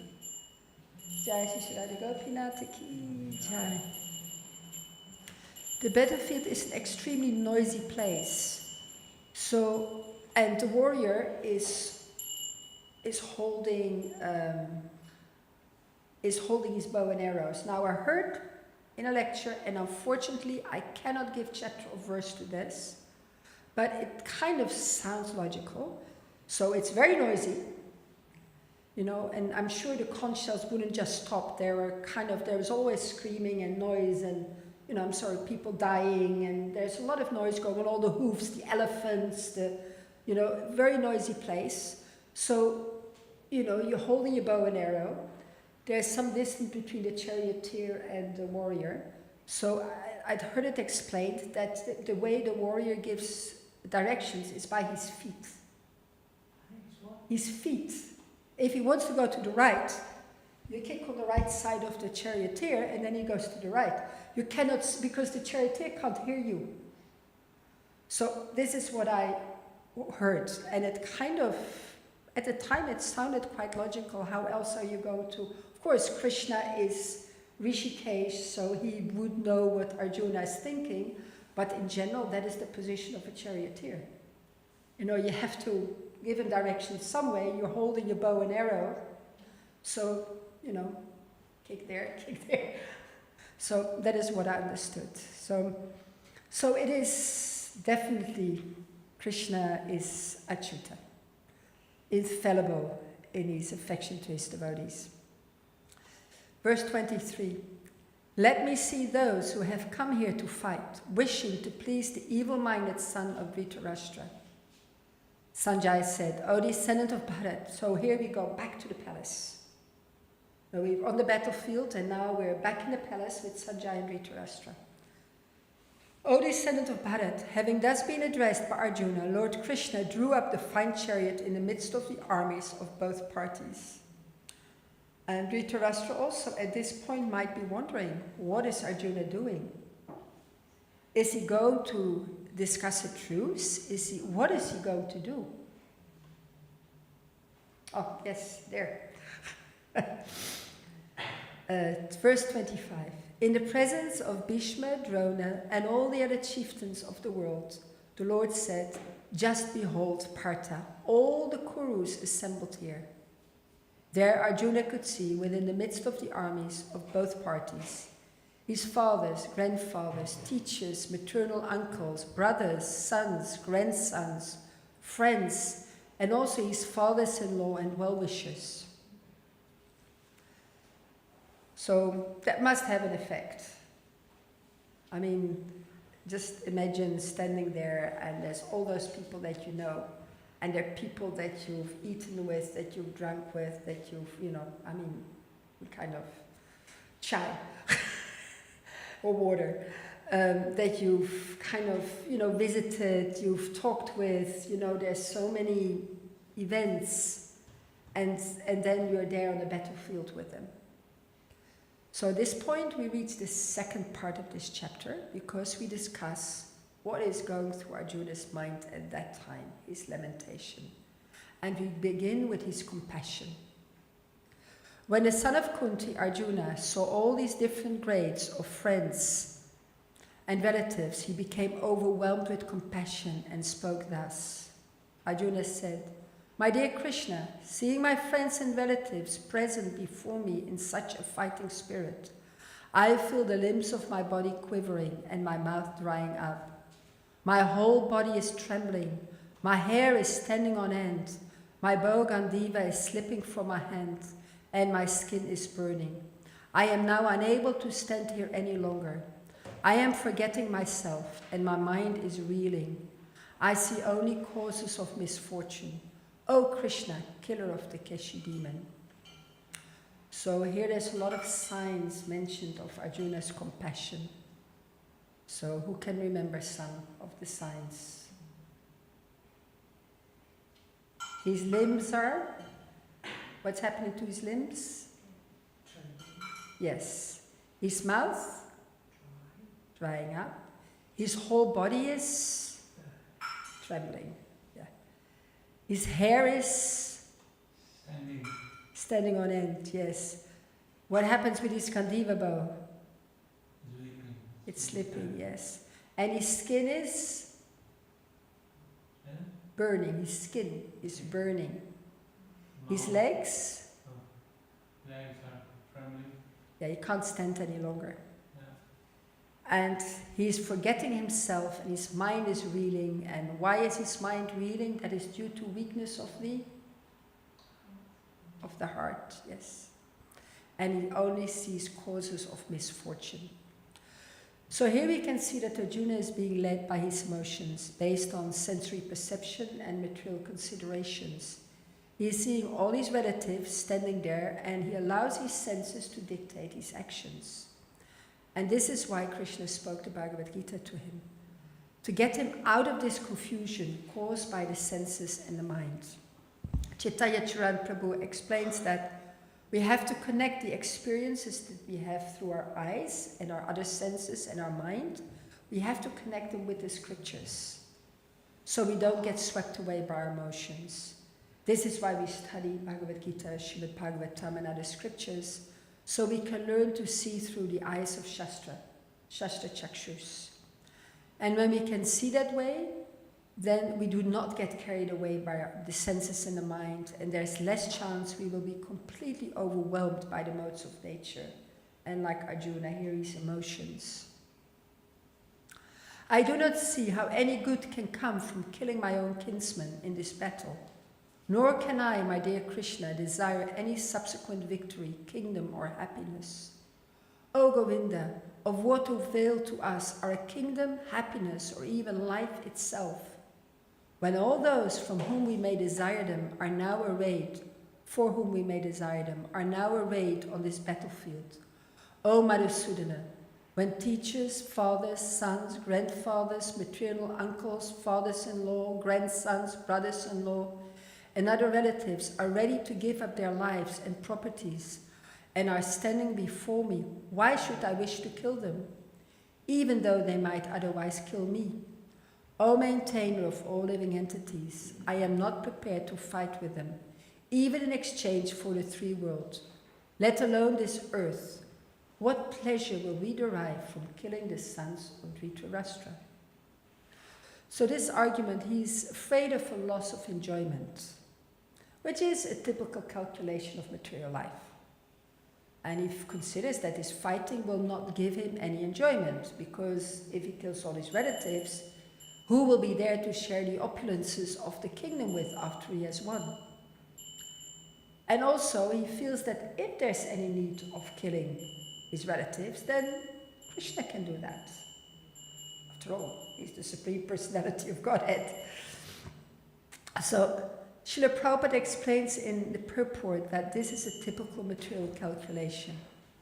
Hare Krishna. Everyone wants to show off his opulence to friends and relatives, but Arjuna fears that all of them will be killed on the battlefield.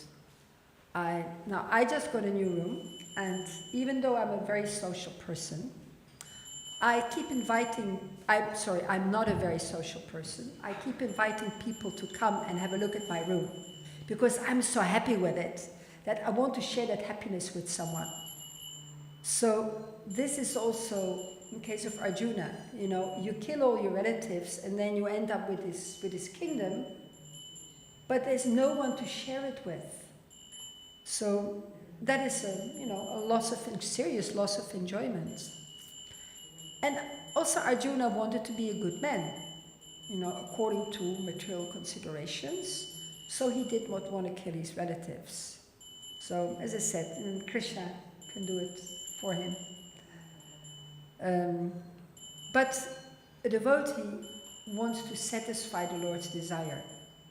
So if the Lord wants to give him opulences, he will accept them for the service of the Lord.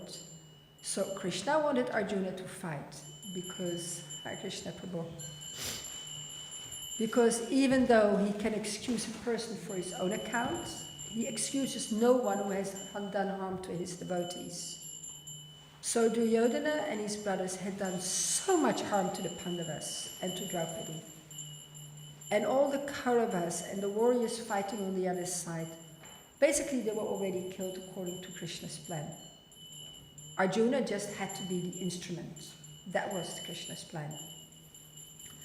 And Arjuna gets a clear vision of this in the 11th chapter.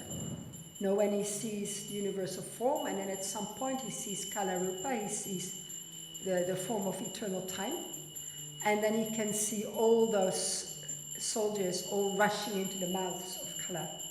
So then Arjuna will understand that they were already killed by Krishna. He just had to do the actual fighting. And Arjuna is calling Krishna Govinda here. And Govinda indicates that he is the object of pleasure for the cows and the senses. So Arjuna uses this name because he feels that Krishna should understand what would please his senses, and fighting was not it. So, but then we have to understand that Krishna is not there to please our senses. You know, we have to please his senses. We have to please Krishna's senses. And then we will be pleased as well.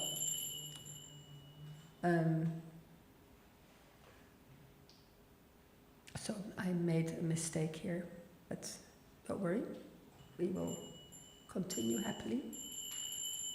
So next, Arjuna expresses his fear of incurring sinful reactions. So we had compassion and the fear of, losing his enjoyment, of loss of enjoyment. And now he is afraid, he expresses his fear of getting sinful reactions. Sin will overcome us if we slay such aggressors. Therefore, it is not proper for us to kill the sons of Dhritarashtra and our friends.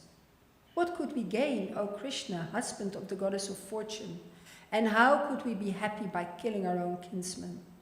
O Janardhan, although these men, their hearts overtaken by greed, see no fault in killing one's family or quarreling with friends, why should we, who can see the crime in destroying a family, engage in these acts of sin? Now, these considerations are based on the Vedas.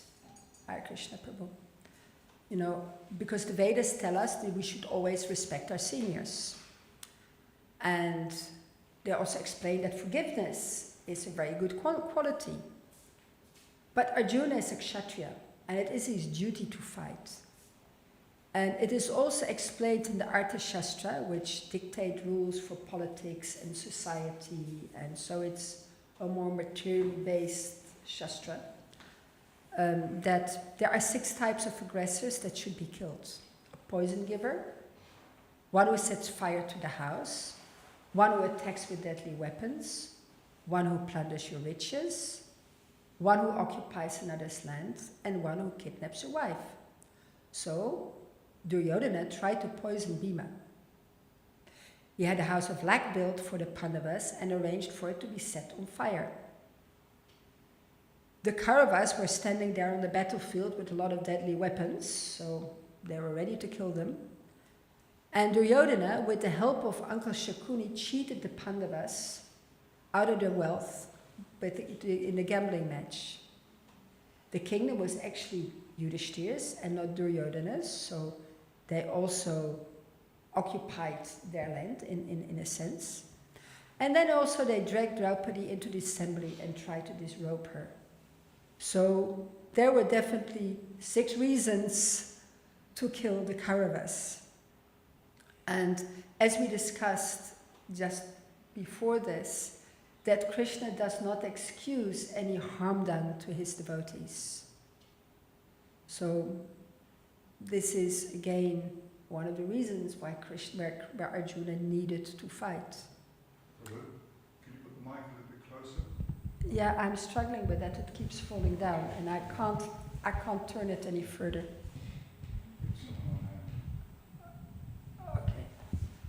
Okay. Sorry. I always think that my voice is loud enough, but yeah, just not that loud. So then, next Arjuna talks about the destruction of the family tradition. With the destruction of the dynasty, the eternal family tradition is vanquished, and thus the rest of the family becomes involved in irreligion. When irreligion is prominent in the family, O Krishna, the women of the family become polluted, and from the degradation of womanhood, O descendant of Vishnu, comes unwanted progeny. An increase of unwanted population certainly causes hellish life, both for the family and for those who destroy the family tradition. The ancestors of such corrupt families fall down, because the performances for offering them food and water are entirely stopped. By the evil deeds of those who destroy the family tradition and thus give rise to unwanted children, All kinds of community project and family welfare activities are devastated. O Krishna, maintainer of the people, I have heard by disciplic succession that those whose family traditions are destroyed dwell always in hell. So this destruction of the family happens in 6 steps.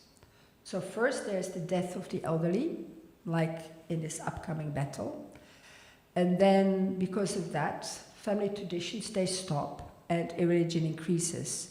Because the elderly are normally the ones who keep the family traditions alive.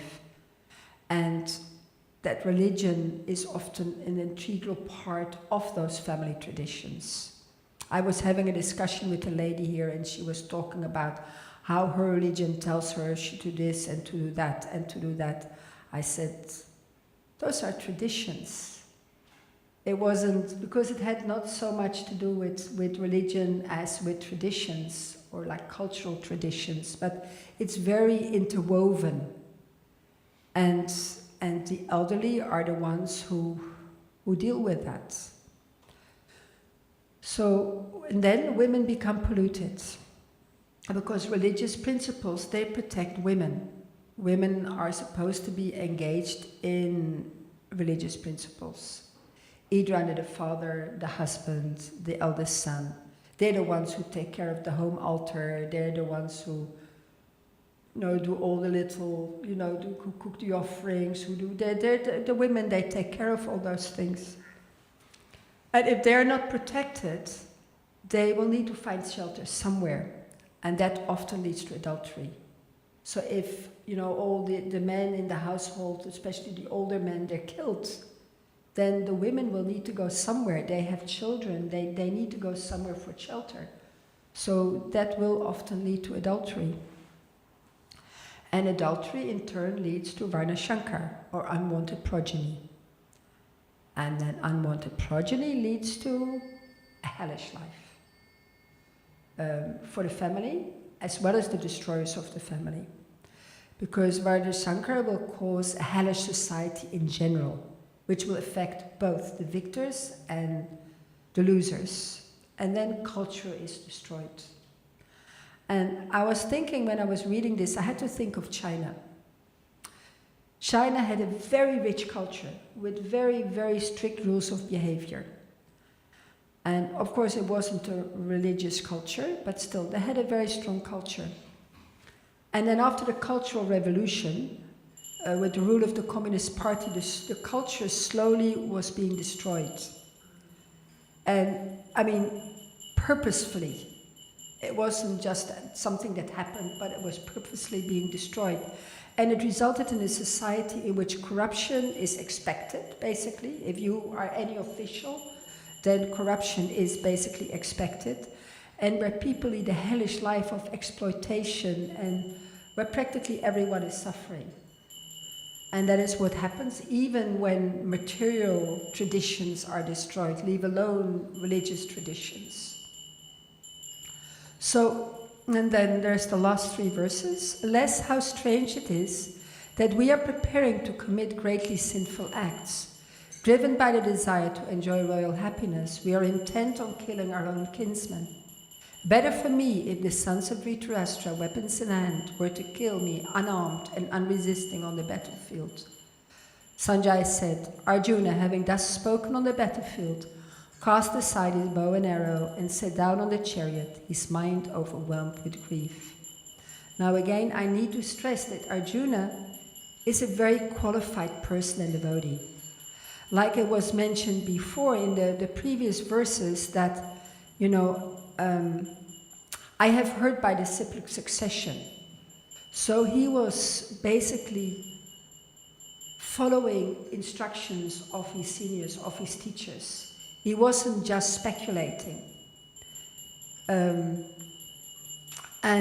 he was based on authorities and on scriptures. And this is one of the 2 main takeaways from this chapter. Arjuna's qualification to receive spiritual knowledge. And then he's following authorities. He's compassionate. He's soft-hearted. He's submissive. So those are all qualifications that you need to receive spiritual knowledge. And the other point is that the material situation will cause perplexities. As long as we see this world around us with material vision, so not Shastra Chakshus, not through the eyes of scripture, but with material eyes, then we will end up becoming confused and bewildered. And the rest of the Bhagavad Gita will explain to us how to get out of this confusion. At which point I can open the floor to tomorrow's lecture by Gopinath, who's going to begin explaining that to us. So I will stop here. There are 5 minutes if somebody has some questions or comments. So I managed to go through nearly all the verses of the chapter because it's not such a long chapter. In other chapters, I don't think that is to be expected. So I managed to do it in this chapter. But I was just thinking when you used China as an example, that we have examples much closer in Europe. I remember I saw a book in my parents' library. It was called Clothes and Culture. mm-hmm. And it was the relationship between the clothes we wear and the culture. Oh, yeah. And it was explained that many things had happened during both First and Second World War. And obviously there was a lot of homosexuality that would have been going on, because there weren't really women in the trenches in the First World War and Second World War on the war field so much. There was that, and then there was shortage of resources, so shortage of cloth. All the cloth available was used for uniforms for the soldiers. Stinging nettles was one of the things that were used for weaving uniforms. And the fashion that then came out in the early 30s were the Charleston fashion, where women all of a sudden seemed to be favored to be narrow-hipped, flat-chested, short hair, and very short dresses. Short dresses. Yeah, practically no cloth needed. Yeah. And then, of course, that developed. So dresses just basically from being long and chaste, became shorter and shorter, and the morality. I'm a result of celebrations of freedom. Yeah. My mother's virginity was taken by my father, and unfortunately she got pregnant by a man who had no desire to support her, etc., etc. Well, we see that in any war, all the children that get born out of wedlock because the soldiers... Yeah.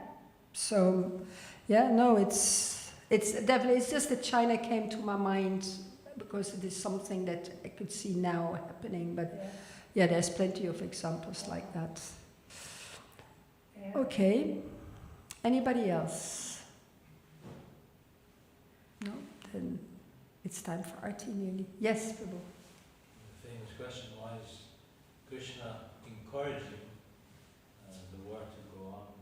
Although Arjuna has all these good reasons, actually, like you just mentioned, that basically Arjuna is giving very good reasons not to fight. Because he wanted to relieve the world of the burden of a lot of demoniac kings. And so that needed to be done before he left.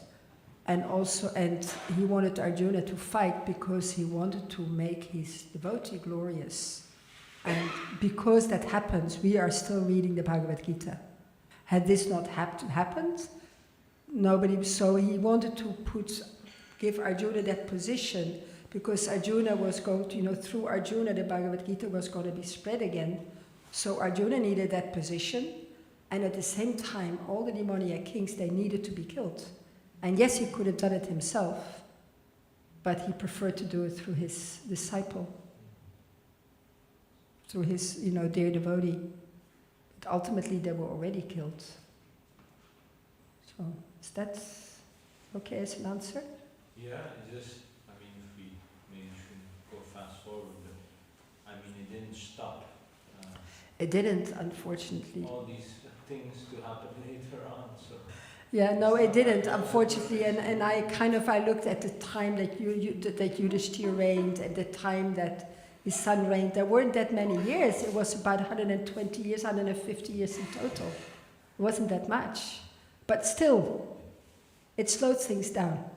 And it gave us the Bhagavad Gita, which is very important. I think we might have to do this because there's got to be IT. But you can ask me after. Just saying that maybe Krishna didn't kill them himself because otherwise they will go back in the spiritual world. That is a good point. I didn't think of that. That is a very good point. I hadn't thought of that. That's a good one. Thank you for that. Okay. Bhagavad Gita ki.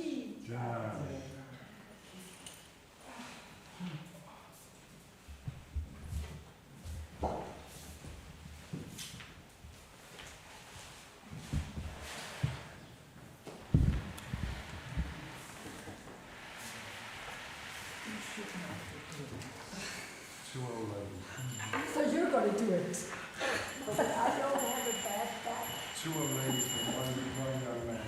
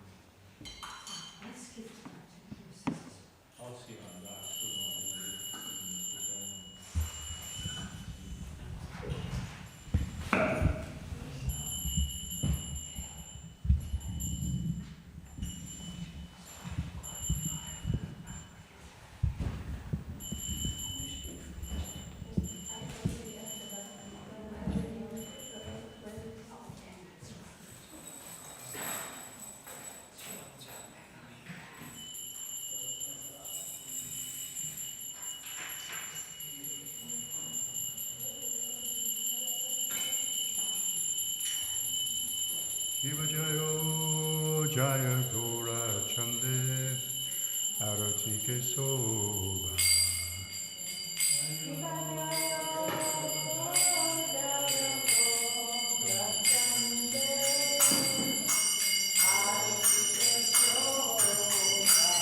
Shiva Jayo Jaya Gora Chande Arati Ke Soba.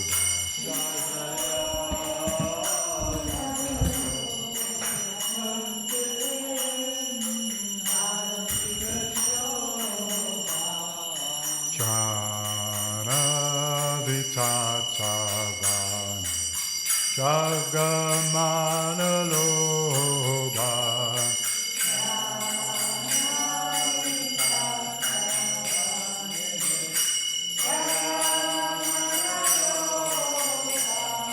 Jana Vitatavani Jagamana Loba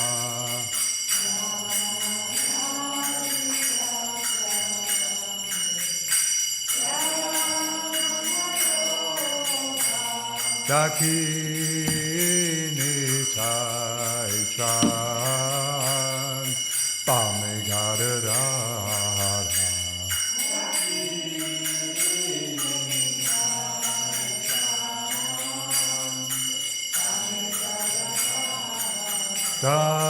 Dakini Tai Chan Pamegadadara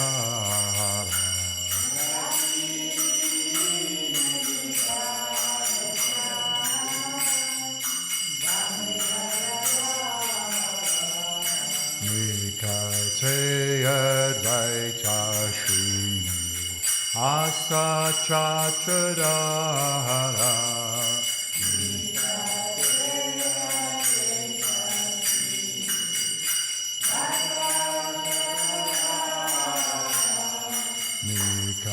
Advaita Srini Asa Chhatradara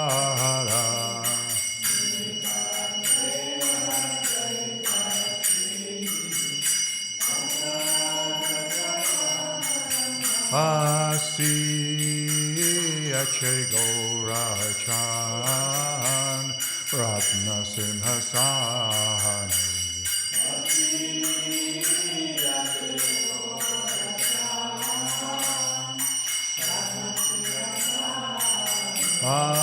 Asiya Chegorachan Ratna Simhasani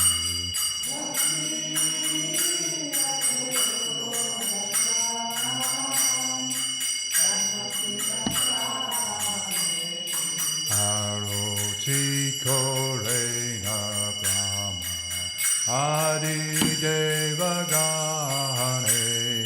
Aroti Korena Brahma Adi Devagane Nara Hari Hari Kori Chamaradulai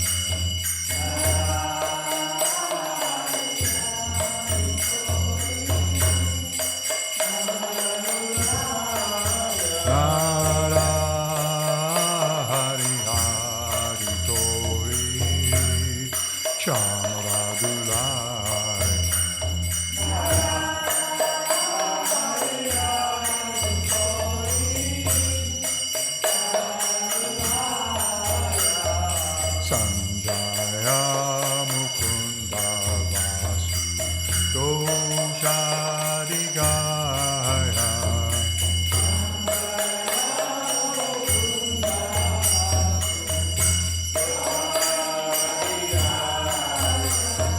Sanjaya Mukunda Vasu Doshadigaya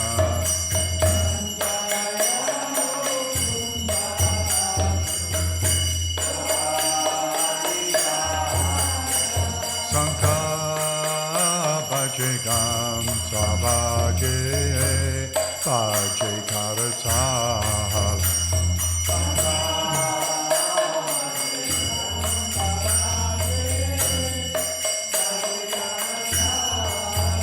Sanka Bhaje Gam Sabhaje Bhaje Karatala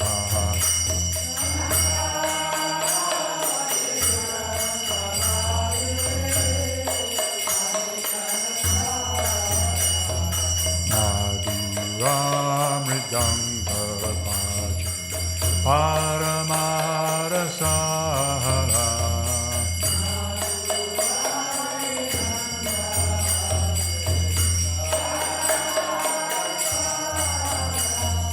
Madhura Mridanga Bhaja Paramarasala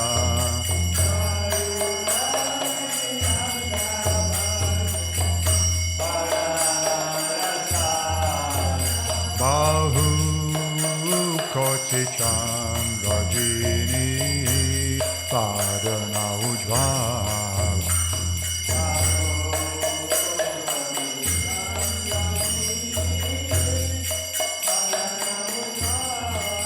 Bahu Koti Chandrajini Padana Ujvala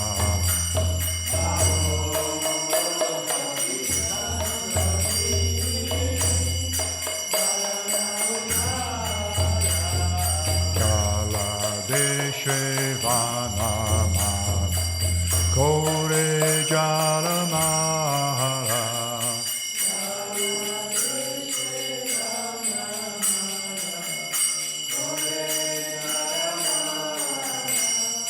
Kala Deshe Vanamala Kore Jalamala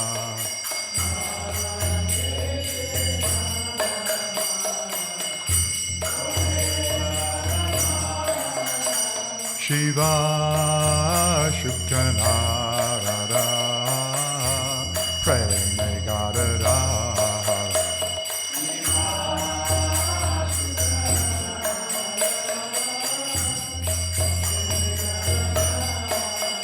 Shiva Shukanara Premigarada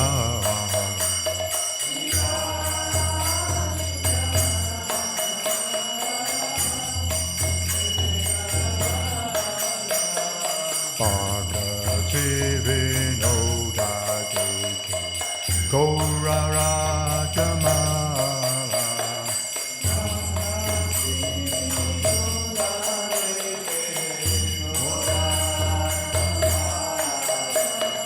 Bhagavati Vinoda Deke Gaurara Sampada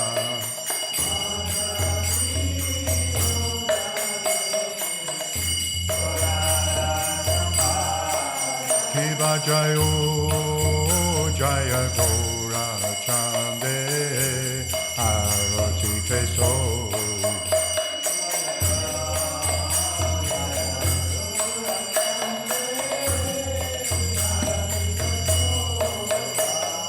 Jana Vitata Vana Jagamana Loba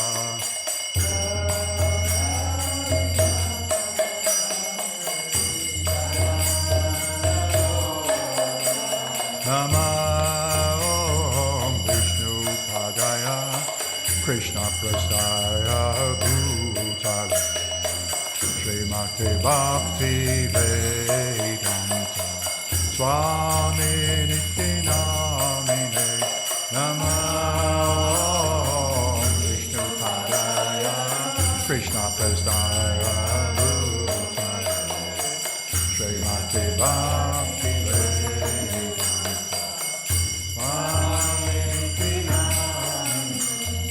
Namaste Saraswati Devi Gauravani Prachari Nirvisesha Sunyavadi Askachade Satarine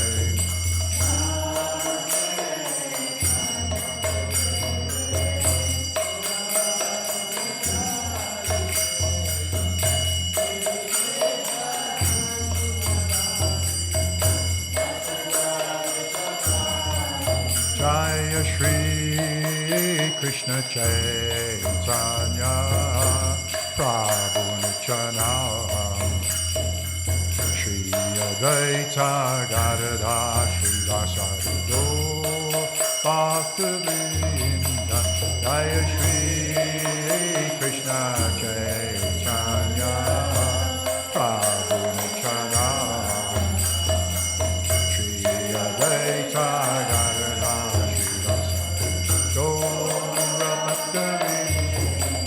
Jaya Shri Krishna Chaitanya Prabhu Nityananda Shri Advaita Gadadha Shri Vasari Bhaktivinda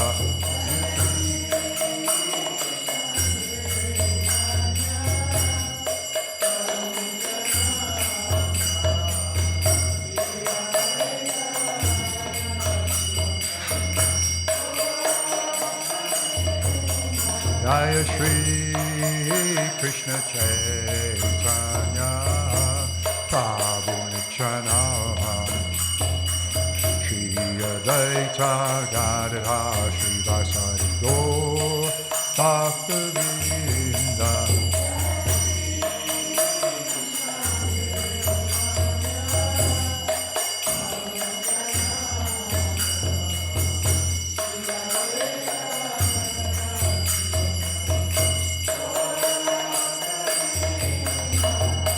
Hare Krishna, Krishna Krishna, Hare Hare, Hare Rama, Hare Rama, Rama Rama, Hare Hare, Hare Krishna, Krishna Krishna, Hare Hare, Hare Rama,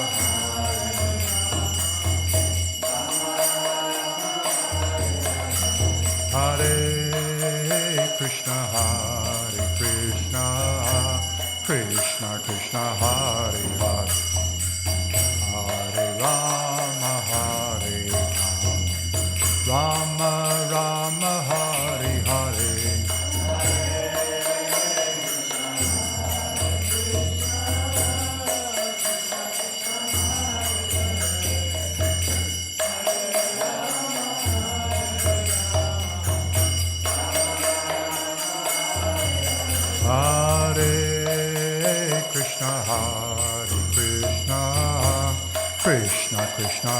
Hare, Hare Rama Hare Rama, Rama Rama Hare Hare.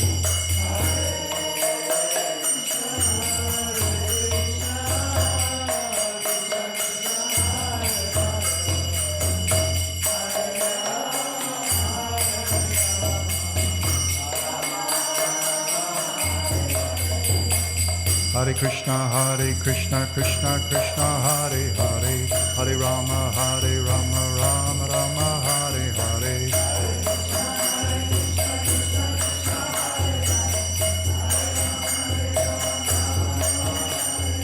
Hare Krishna, Krishna Krishna Hare Hare, Hare Rama, Rama Rama Hare Hare.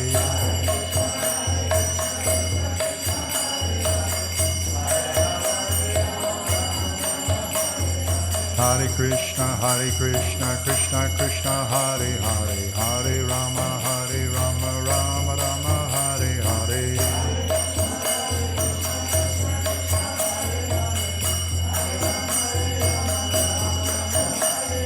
Hare Krishna, Krishna Krishna Hare Hare, Hare Rama, Rama Rama Hare Hare. Hare Krishna, Krishna Krishna Hare Hare, Hare Rama, Rama Rama Hare Hare.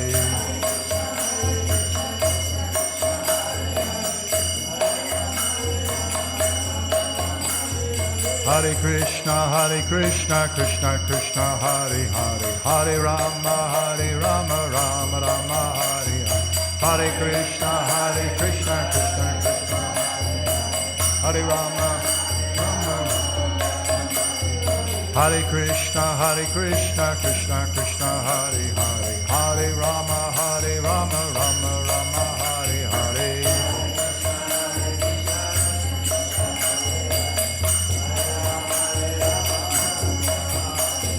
Hare Krishna, Krishna Krishna Hare Hare, Hare Rama, Rama Rama Hare Hare.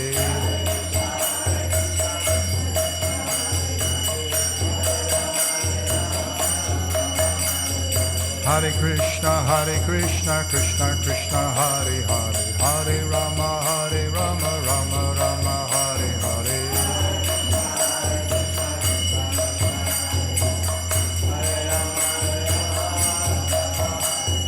Hare Krishna, Krishna Krishna Hare Hare, Hare Rama, Rama Rama Hare Hare.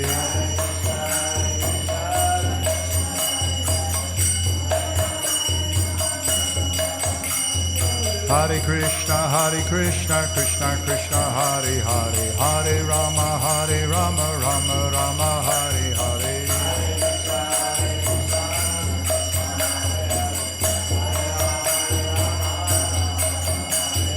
Hare Krishna, Krishna Krishna Hare Hare, Hare Rama, Rama Rama Hare Hare.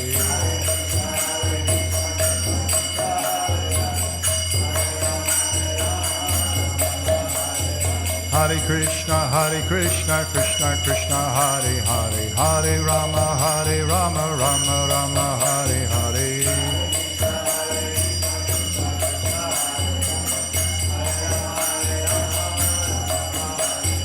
Hare Krishna, Krishna Krishna Hare Hare, Hare Rama, Rama Rama Hare Hare.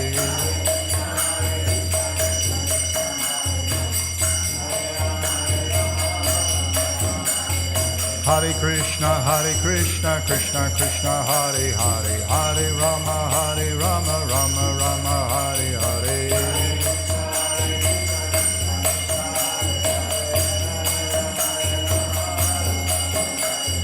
Hare Krishna, Krishna Krishna, Hare Hare, Hare Rama, Rama Rama, Hare Hare.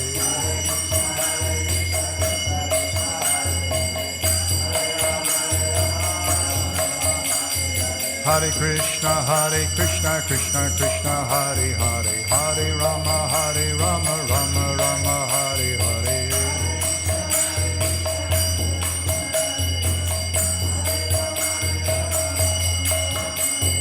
Hare Krishna, Krishna Krishna, Hare Hare, Hare Rama, Rama Rama, Hare Hare.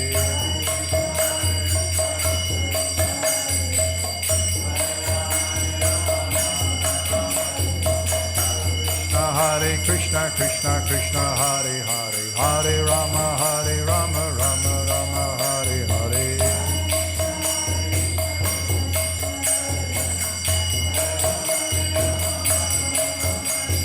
Hare Krishna, Krishna Krishna, Hare Hare, Hare Rama, Rama Rama, Hare Hare. Hare Krishna, Krishna Krishna, Hare Hare, Hare Rama, Rama Rama, Hare Hare. Hare Krishna, Krishna Krishna, Hare Hare, Hare Rama, Rama Rama, Hare Hare. Hare Krishna, Krishna Krishna, Hare Hare, Hare Rama, Rama Rama, Hare Hare. Hare Krishna, Krishna Krishna, Hare Hare, Hare Rama, Rama Rama, Hare Hare.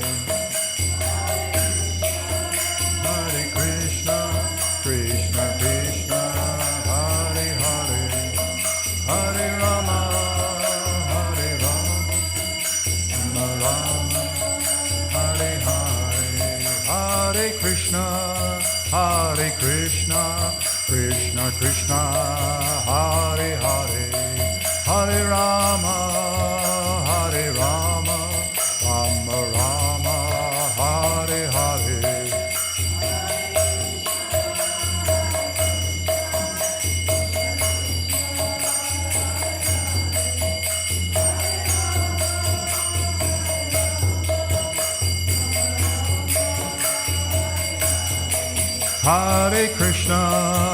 Hare Krishna, Krishna Krishna, Hare Hare, Hare Rama, Rama Rama, Hare Hare.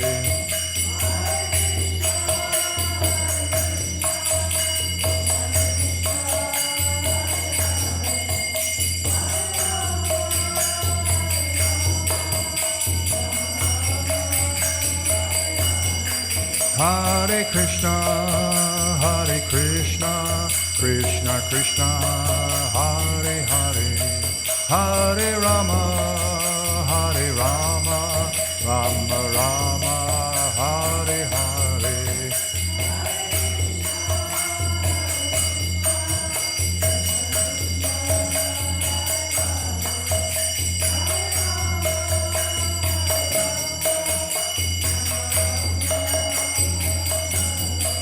Hare Krishna, Krishna Krishna, Hare Hare, Hare Rama,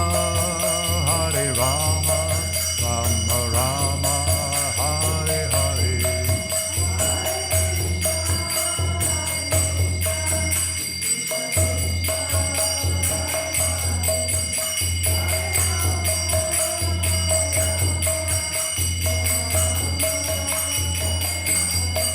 Hare Krishna,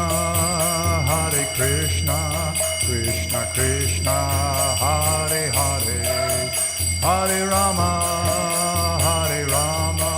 Rama Rama, Hare Hare.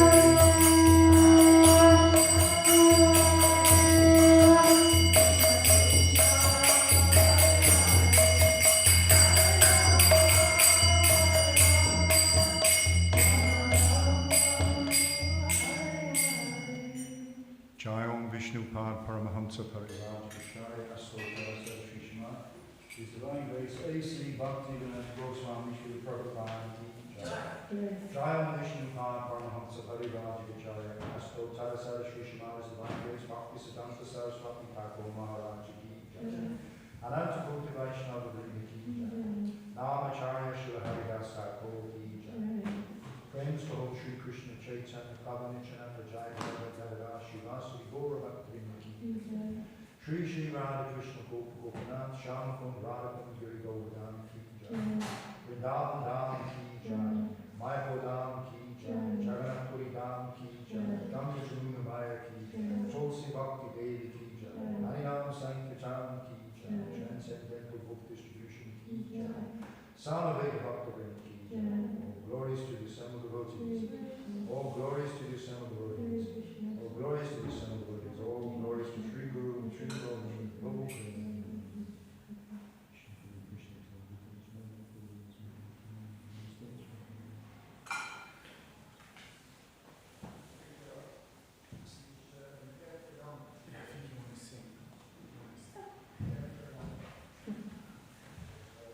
Namaste Narasimhaya.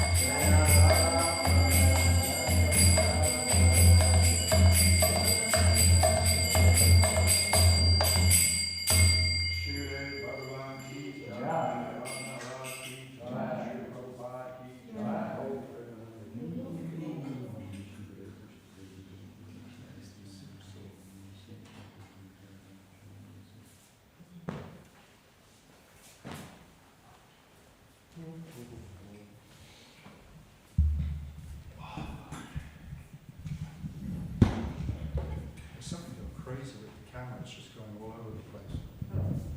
So, Somebody's playing with it. you think so? Yeah, maybe. I don't know.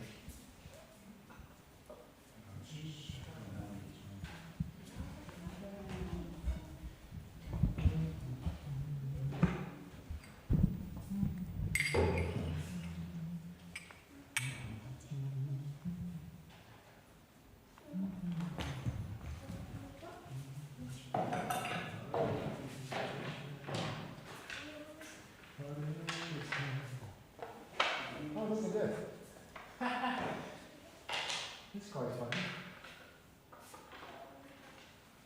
I think somebody's. No, it's been doing that all night. Yeah? It's been doing it all night.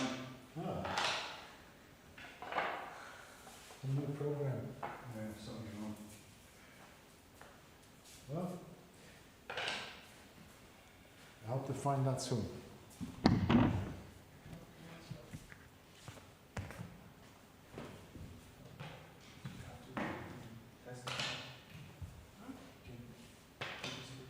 You read together. All right, I'm reading. Yeah.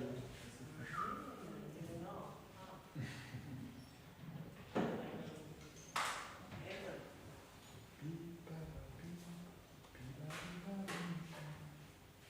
Oh, something like this happened.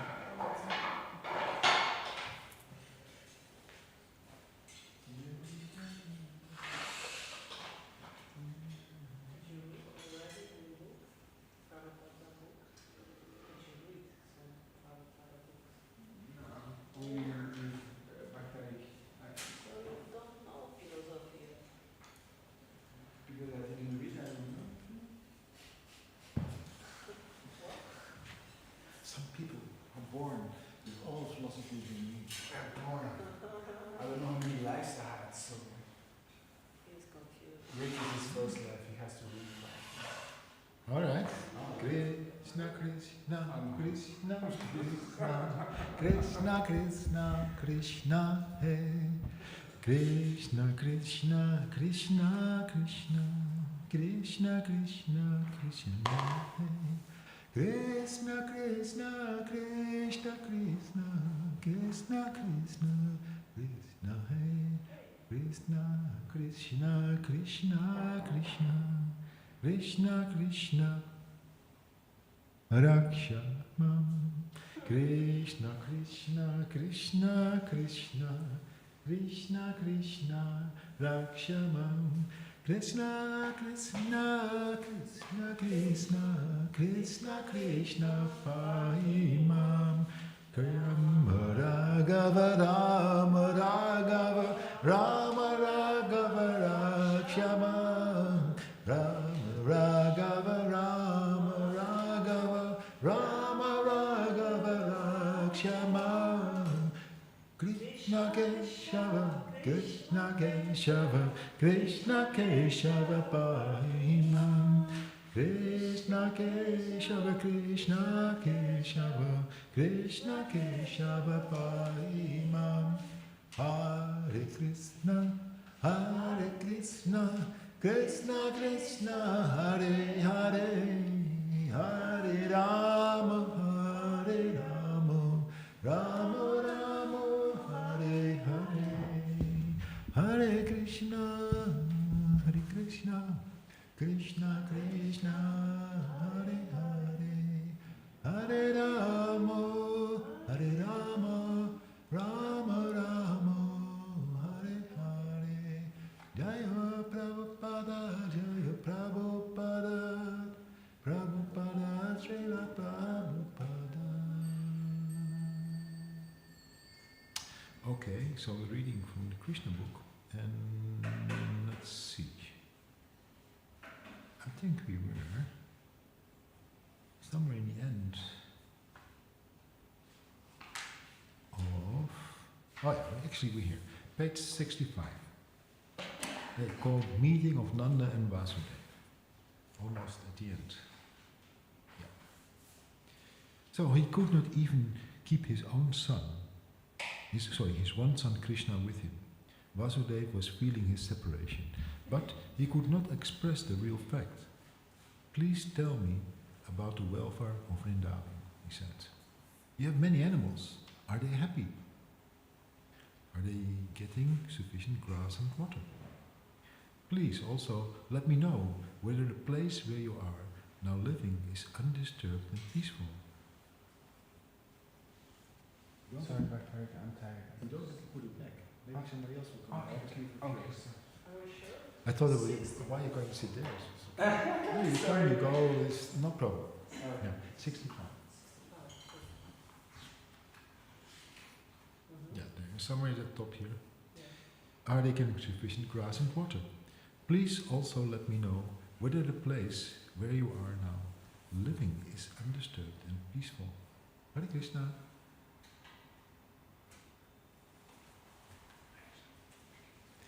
This inquiry was made by Vasudeva because he was very anxious about Krishna's safety.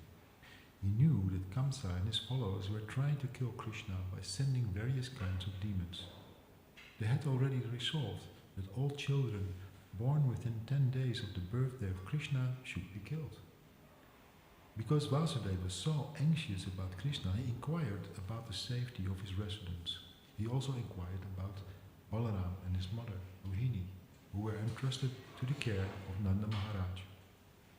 Vasudeva also reminded Nanda Maharaj that Balaram did not know his real father. He knows you are his father, and now you know you have another child. Krishna and I think you are taking very nice care of both of them. It is also significant that Vasudeva inquired about the welfare of Nanda Maharaj's animals. The animals, and especially the cows, were protected exactly in the manner of one's children. Vasudeva was a Kshatriya, and Nanda Maharaj was a Vaishya. It is the duty of the Kshatriyas to give protection to the citizens, and it's the duty of the Vaishyas to give protection to the cows. The cows are as important as the citizens, just as the human citizens should be given all kinds of protection, so the cows also should be given full protection. Vasudeva continued to say that the maintenance of the religious principles, economic development, and the satisfactory execution of meeting the demands of the senses depends on cooperation among relatives, nations, and all humanity. There it is everyone's duty to see that his fellow citizens and the cows are not put into difficulty. One should see to the peace and comfort of his fellow man and the animals. The development of religious principles, economic development and sense gratification can then be achieved without difficulty. Vasudeva expressed his sorrow due to not being able to give protection to his own sons, born of Devaki, as almost said the cows. He was thinking that religious principles, economic development and the satisfaction of his senses were therefore all lost. Upon hearing this, Nanda Maharaj replied, "My dear Vasudeva, I know that you are very much aggrieved because the cruel King Kamsa has killed all your sons born of Devaki, although the last child was a daughter. Kamsa could not kill her, and she has entered into the celestial planets. My dear friend, do not be aggrieved. We are all being controlled by our past unseen activities. Everyone is subjected to his past deeds, and one who is conversant with the philosophy of karma and its reactions is a man in knowledge. Such a person will not be aggrieved at any accident, happy or miserable." It's really quite funny. Vasudeva then replied, "My dear Nanda, if you have already paid the government taxes, then return soon to your place, because I think that there may be some disturbances in Gokula."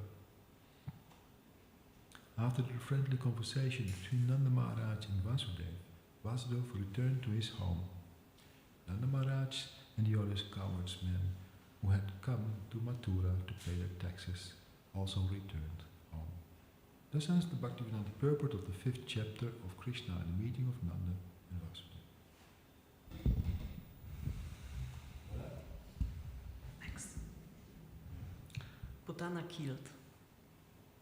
While Nanda Maharaja was returning home, he considered Vasudeva's warning that there might be some disturbance in Gokula. Certainly the advice was friendly and not false, so Nanda thought there is some truth in it. Therefore, out of fear, he began to take shelter of the Supreme Personality of Godhead. It is quite natural for a devout in danger to think of Krishna, because he has no other shelter. When a child is in danger, he takes shelter of his mother or father. Similarly, a devotee is always under the shelter of the Supreme Personality of Godhead. But when he specifically sees some danger, he remembers the Lord very rapidly. After consulting with his demoniac ministers, Kamsa instructed a witch named Putana, who knew the black art of killing small children by ghastly, sinful methods, to kill all kinds of children in the cities, villages, and pasturing grounds. Such witches can play their black art only where there is no chanting or hearing of the holy name of Krishna. It is said that wherever the chanting of the holy name of Krishna is done, even negligently, all bad elements, witches, ghosts, and dangerous calamities immediately disappear. And this is certainly true of the place where the chanting of the holy name of Krishna is done seriously, especially in Vrindavana, when the Supreme Lord was personally present. Therefore, the doubts of Nanda Maharaja were certainly based on the affection for Krishna. Actually, there was no danger from the activities of Putana, despite her powers. Such witches are called Kechari, which means they can fly in the sky.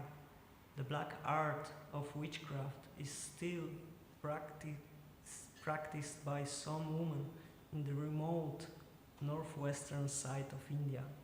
They can transfer themselves from one place to another on the branch of an uprooted tree. Putana knew this witchcraft, and therefore she is described in the Bhagavatam as Keshari. Putana entered the country of Gokula, the residential quarter of Nanda Maharaja, without permission. Dressing herself just like a beautiful woman, she entered the house of Mother Yashoda. She appeared very beautiful with raised hips, nicely swollen breasts, earrings, and flowers in her hair. She looked especially beautiful on account of her thin waist. She was glancing at everyone with very attractive looks and smiling face, and all the residents of Vrindava were captivated. The innocent cowherd woman thought that she was the goddess of fortune appearing in Vrindava with a lotus flower in her hand. It seems to them that she had personally come to see Krishna, who is her husband, because of her exquisite beauty. No one checked her movements, and therefore she freely entered the house of Nanda Maharaja. Putana, the killer of many children, found baby Krishna lying on a small bed, and she could at once perceive that the baby was hiding his unparalleled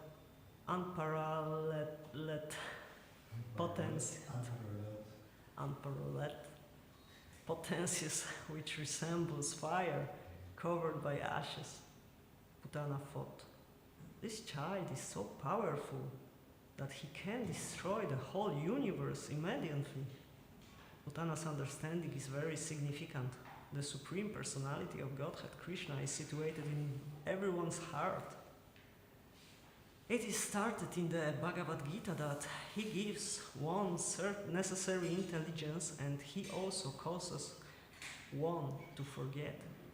Putana was immediately aware that the child whom she was observing in the house of Nanda Maharaja was the Supreme Personality of Godhead himself.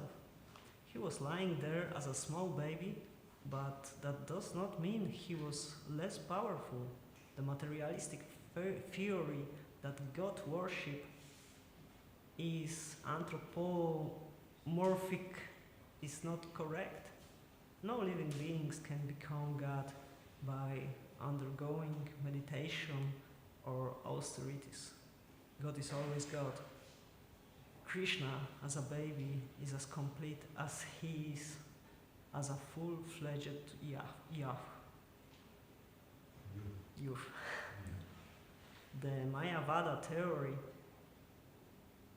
holds that the living entity was formerly God, but he now become overwhelmed by the influence of Maya. Therefore, the Mayavadis say that presently he is not God, but when the influence of Maya is taken away, he will again become God. This theory cannot be applied to the minute living entities. The living entities are entities. The living entities are minute parts and parcels of the Supreme Personality of Godhead. They are minute particles of sparks or sparks of the original fire. So these sparks can be covered by the influence of Maya, but the original fire, Krishna, cannot. Krishna is the Supreme Personality of Godhead, even from the beginning of his appearance in the house of Vasudeva and Devaki. Krishna showed the nature of a small baby and closed his eyes as if to avoid the face of Putana. This closing of the eyes is interpreted and studied in different ways by the devotees. Some say that Krishna closed his eyes because he did not like to see the face of Putana, who had killed so many children and who had now come to kill him. Others say that Putana hesitated to take the baby on her lap because something extraordinary was being dictated to her from within, and that in order to give her assurance, Krishna closed his eyes so she would not be frightened. And yet others interpret is in this way. Krishna appeared in order to kill the demons and give protection to the devotees, as stated in the Bhagavad Gita. Paritranaya sathunam vinasaya cha dushkritam.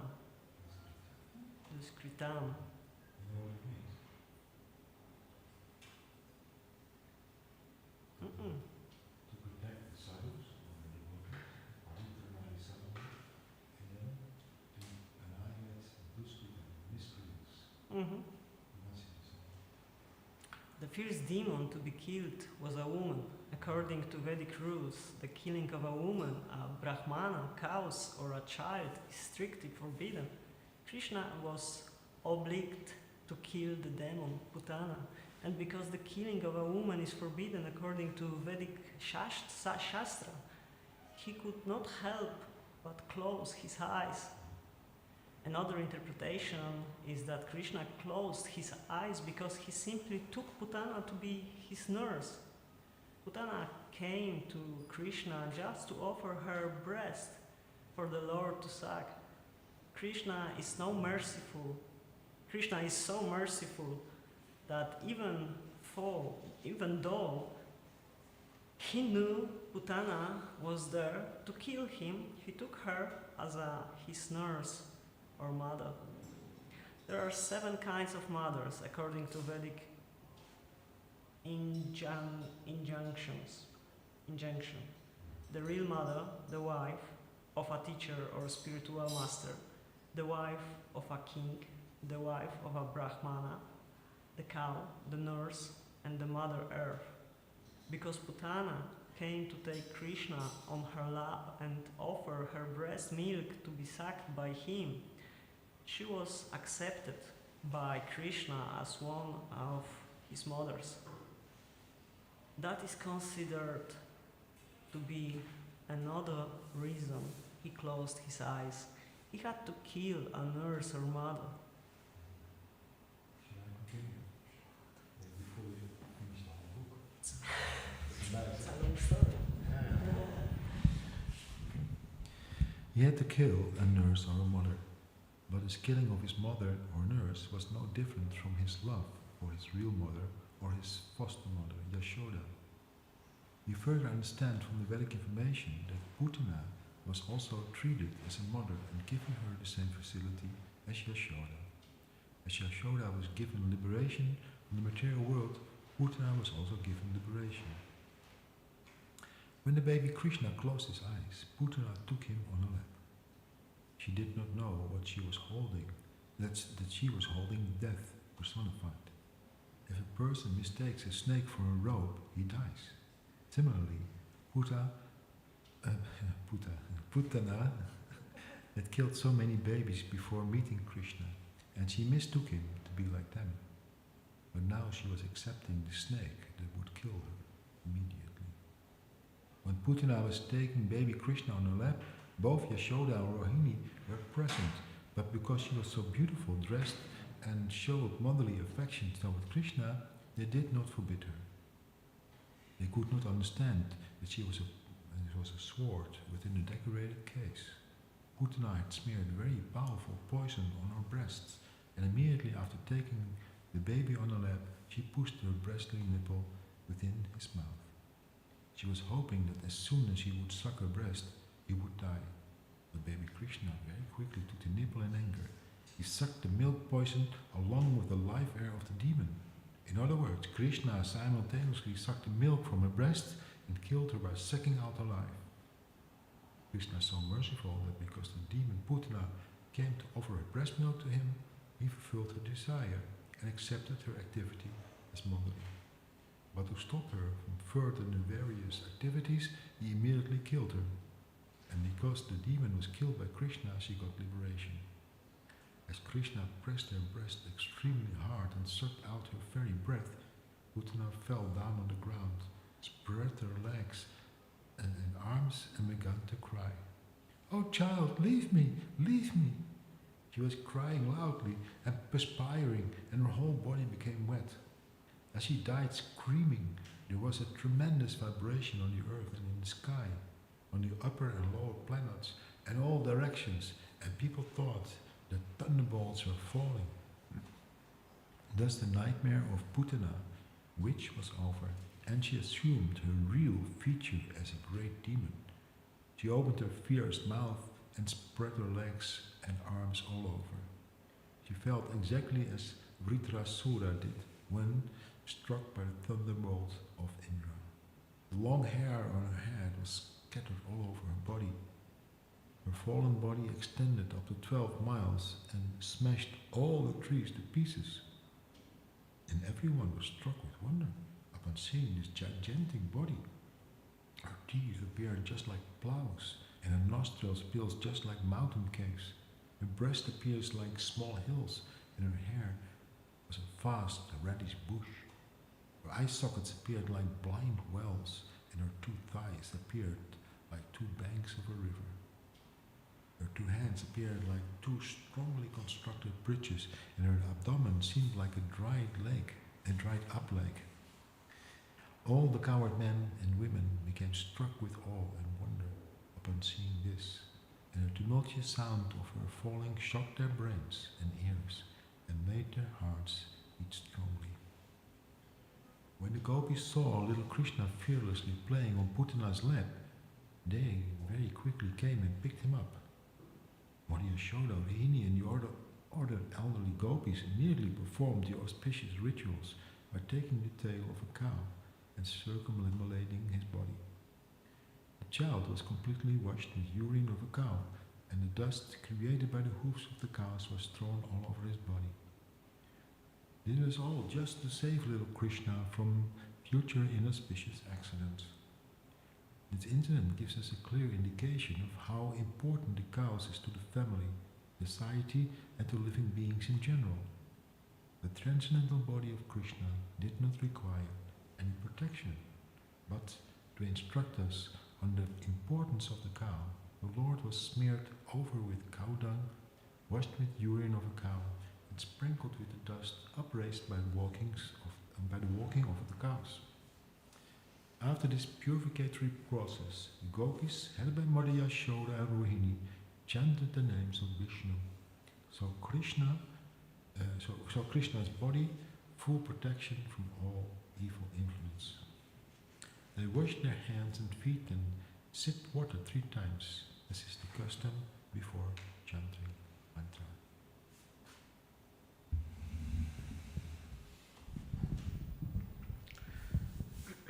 They chanted as follows: My dear Krishna, may the Lord, who is known as Aja, protect your legs. May Lord Manimarana protect your knees. May Lord Yagya protect your thighs. May Lord Achyuta protect your upper waist. May Lord Hayagriva protect your abdomen. May Lord Keshava protect your heart. May Lord Isha protect your chest. May Lord Surya protect your neck. May Lord Vishnu protect your arms. May Lord Urukrama protect your face. May Lord Ishvara protect your head. May Lord Chakradhara protect your front. May Lord Gadadhara protect your back. May Lord Madhu Sudana, who carries a bow in his hand, protect your right side. May Lord Aijana protect your left side. May Lord Urugaya, with his conch shell, protect you on all sides. May the personality of Godhead Upendra protect protect you from above. May Lord Tarksha protect you on the ground. May Lord Haladara protect you from all sides. May the personality of Godhead known as Hirishikesa protect all your senses. May Lord Narayana protect your life heirs. May the Lord of Svetadvipa, Narayana, protect the core of your heart. May Lord Yogeshvara protect your mind. May Lord Prishni Garbha protect your intelligence, and may the Supreme Personality of Godhead protect your soul. While you are playing, may Lord Govinda protect you from all sides, and when you are sleeping, my Lord Madhava protect you from all danger. When you are walking, may the Lord of Vaikuntha protect you from falling down. When you are sitting, may Lord Narayana give you all protection. And while you are eating, may the Lord of all sacrifices give you all protection. Thus Mother Yashoda chanted different names of Vishnu to protect child Krishna's different bodily parts.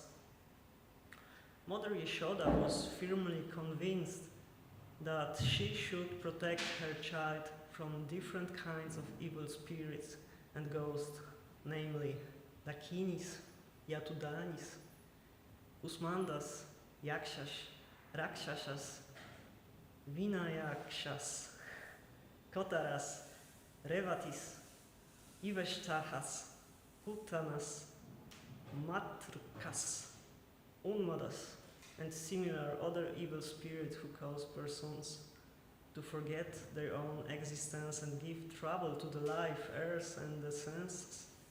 Sometimes they appear in dreams and cause much perturbation.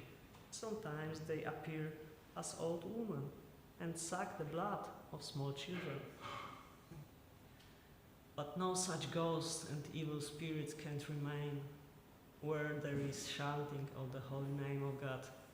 Mother Yashoda was firmly convinced of the Vedic injunctions about the importance of cows and the holy name of Vishnu.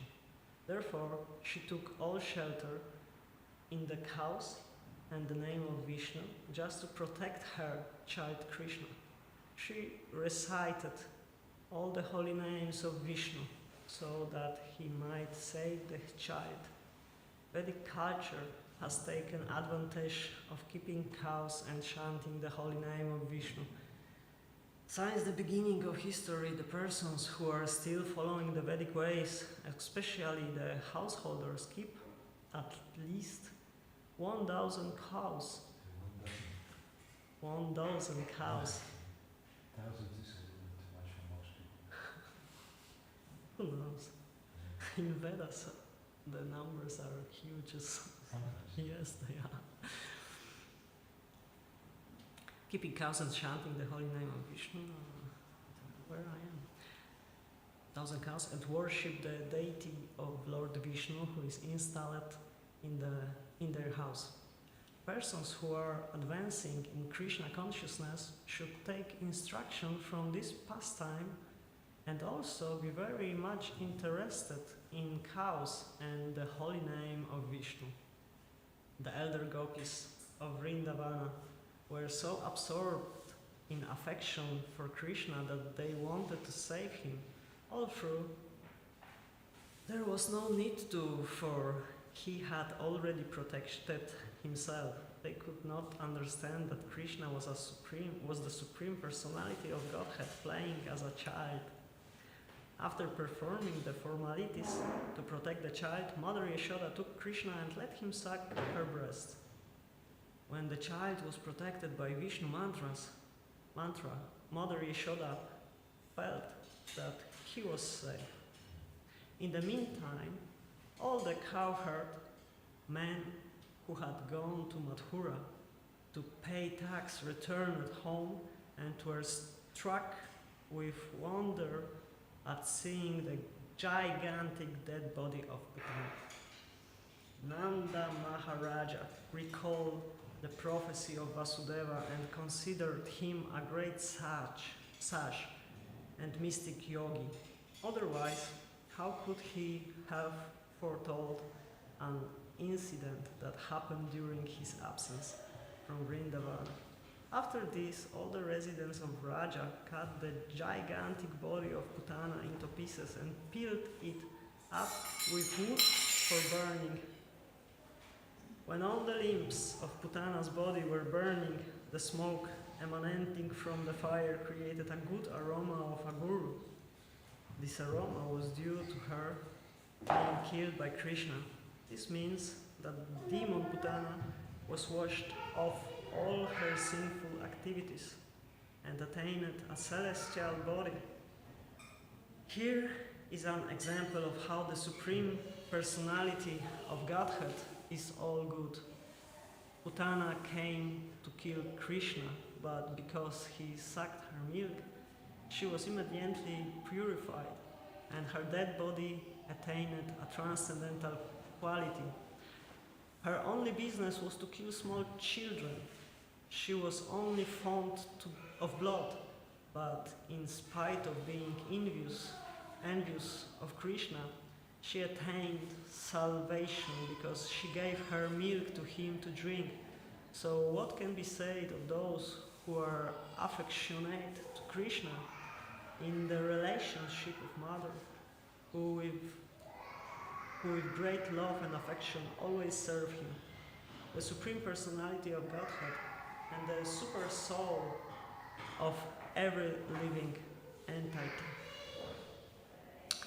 It is concluded, therefore, that even a little energy expanded in the service of the Lord gives one immense transcendental profit. This is explained in the Bhagavad Gita.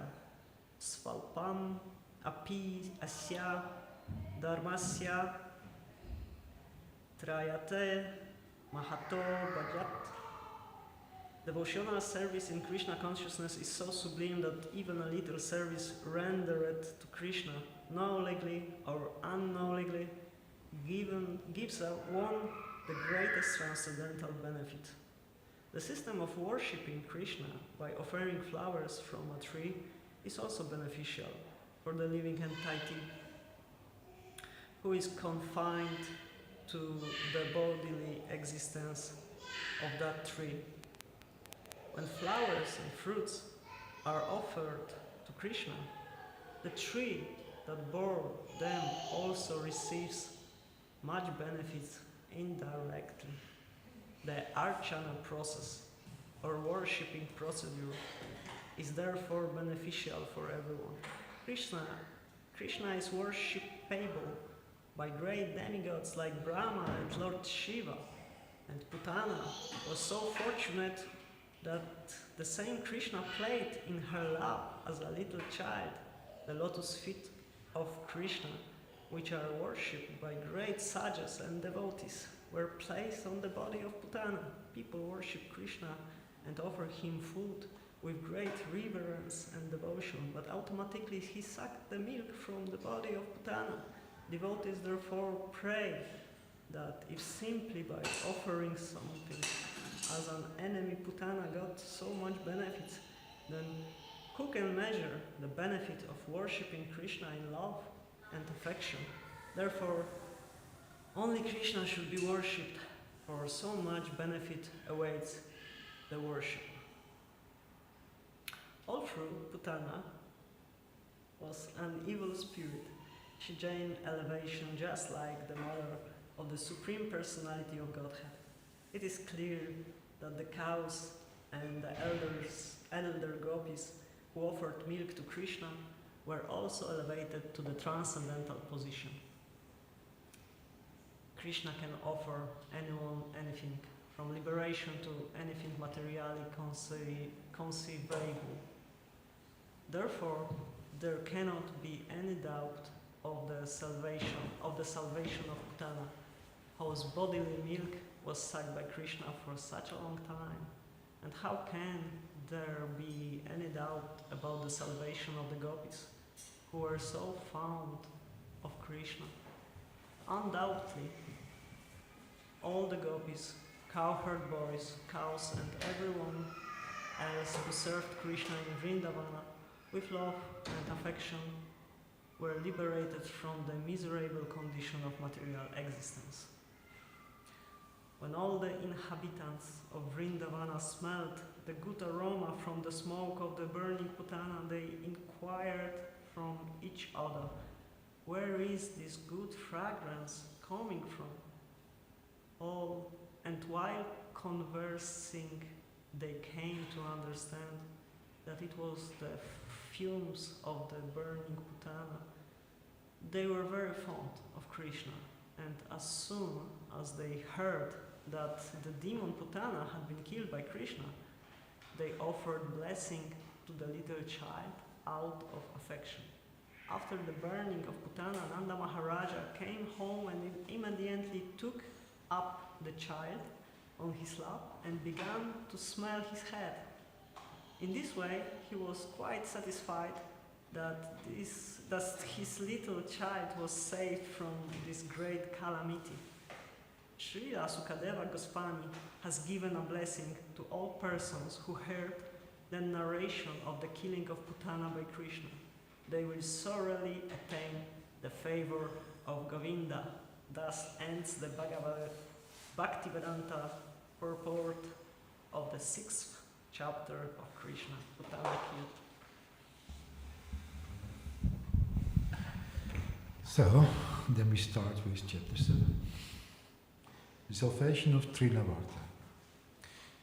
The Supreme Personality of Godhead, Krishna, is always full with 6 opulences, namely complete wealth, complete strength, complete fame, complete knowledge, complete beauty, and complete renunciation. The Lord appears in different, complete, eternal forms of incarnation. The conditioned soul has immense opportunity to hear about the transcendental activities of the Lord in these different incarnations.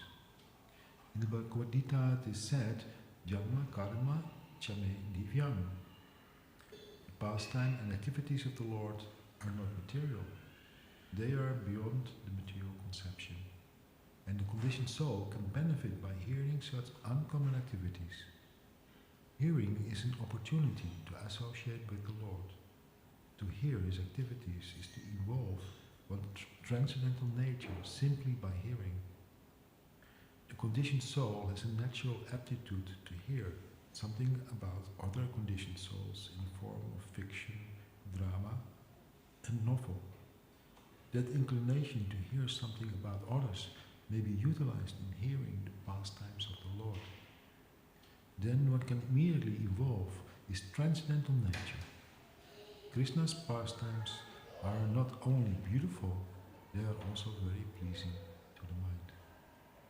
If someone takes advantage of hearing the pastimes of the Lord, the material contamination of dust accumulated in the heart due to long association with the material nature can be immediately cleansed. Lord Chaitanya also instructed that simply by hearing the transcendental name of Lord Krishna, one can cleanse the heart of all material contamination. There are different processes for self-realization, but this process of devotional service, of which hearing is the most important function, when adopted by any conditioned soul, will automatically cleanse him from the material contamination and enable him to realize his full constitutional position. Maybe you can just quickly read one page there.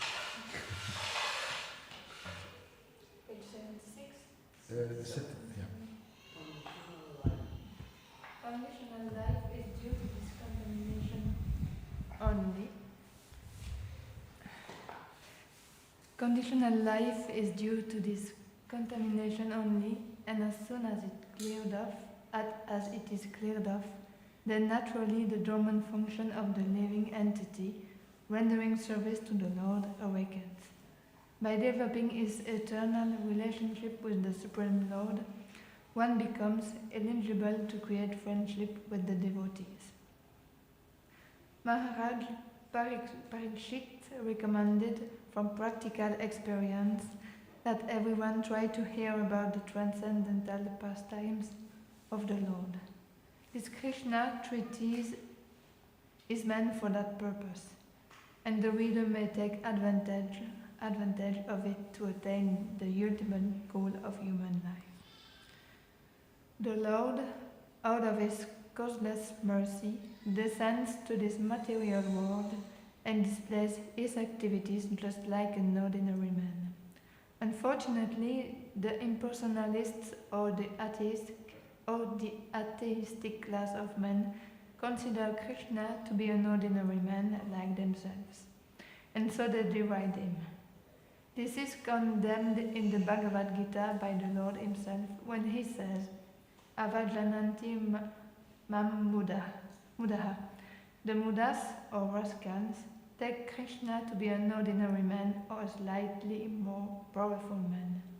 Out of their great misfortune, they cannot accept him as the Supreme Personality of Godhead. Sometimes such unfortunate persons misrepresent themselves as incarnations of Krishna without referring to the authorized scriptures. When Krishna grew up a little more, he began to turn himself backside up. He did not merely lie down on his back. And another function was observed by Yasoda and Nanda Maharaj, Krishna's first birthday. They arranged for Krishna's birthday ceremony, which is still observed by all followers of the Vedic principles. Krishna's birthday ceremony is observed in India by all Hindus, irrespective of different sectarian views. All the cowherd men and women were invited to participate in the jubilant celebration. A nice band played, and the assembled people enjoyed it. All the learned brahmanas were invited, and they chanted Vedic hymns for the good fortune of Krishna. During the chanting of the Vedic hymns and playing of the bands, Krishna was bathed by Mother Yasoda. This bathing ceremony is technically called Abhisheka, and even today this is observed in all the temples of Vrindavan on Janmashtami Day, or the birthday anniversary of Lord Krishna. Yes, that's exactly. What we should finish. That's a nice finish. Lovely. You have ever been to Radhadesh and you must be there? Yes, I went this summer. That's nice, eh? So many people, budgets, nice food. You have also been to Jimashtami festivals? Or don't you put some place? Yes, in a movement from last 4 years. Some bigger temples or smaller temples? Well, we have a small temples in Wrocław, in Poland. Some 3 temples. But I was also on Janmashtami in Gokda, so that was my experience in Janmashtami. But we have a beautiful Radhayatra in our city. Yes. Yeah, of course. You would try to come to visit you. So let's see it more.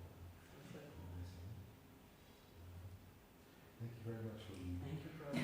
Hopefully the budget will start soon. Sure. That's lovely. All right. Again, see you tomorrow. Yeah, definitely.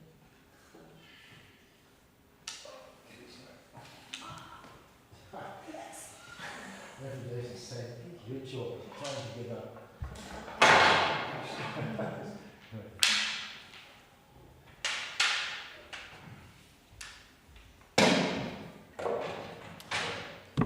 Oh, it goes on like this. We have to do the bhajans ourselves. I think. You want to sing for Krishna? Yes.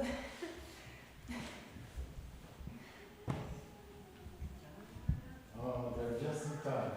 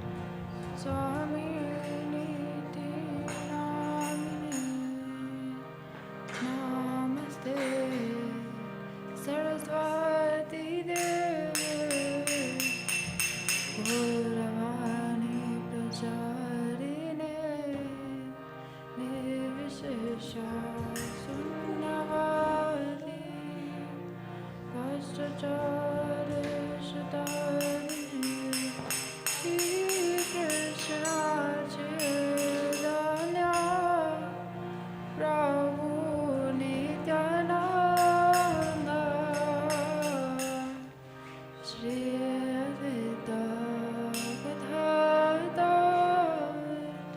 Srivasadi Gaura Bhaktavrindam.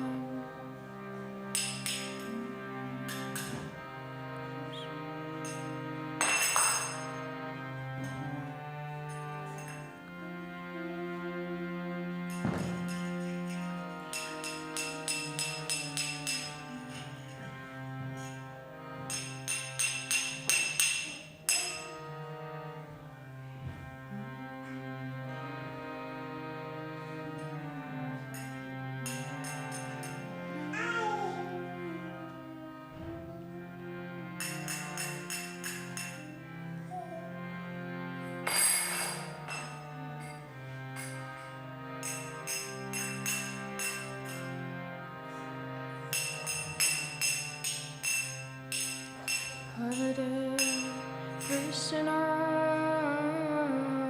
Hare Krishna, Krishna Krishna, Hare Hare, Hare Rama, Hare Rama.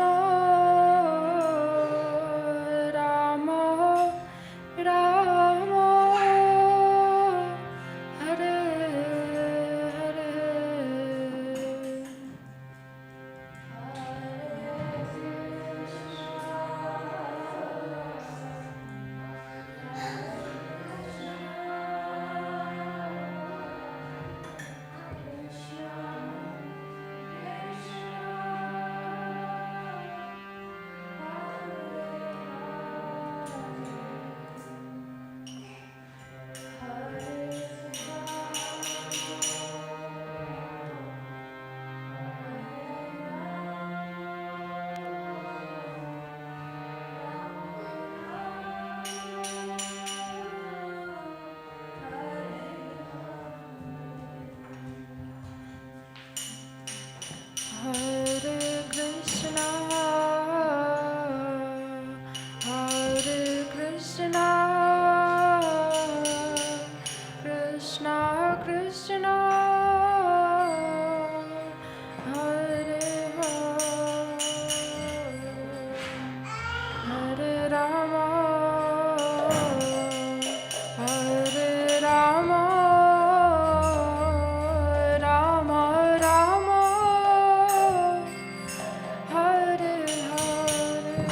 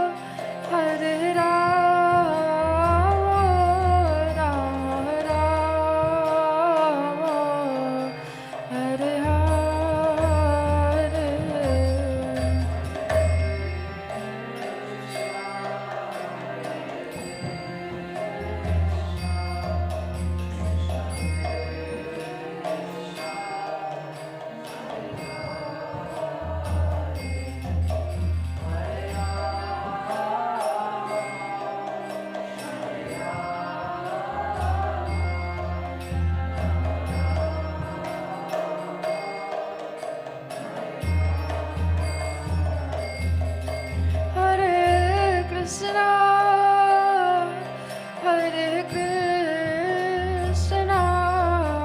Krishna Krishna, Hare Hare, Hare Rama, Hare Rama, Rama Rama,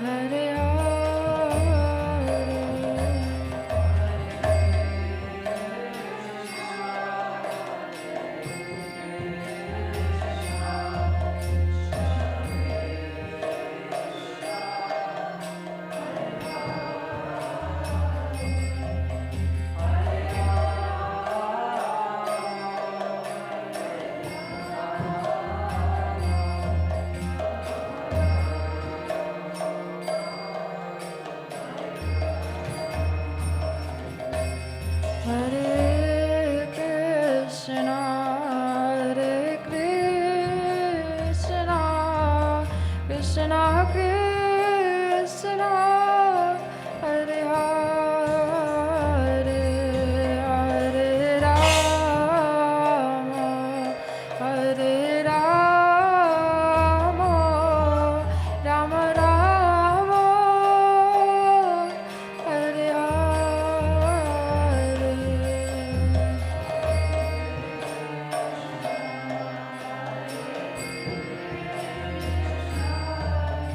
Hare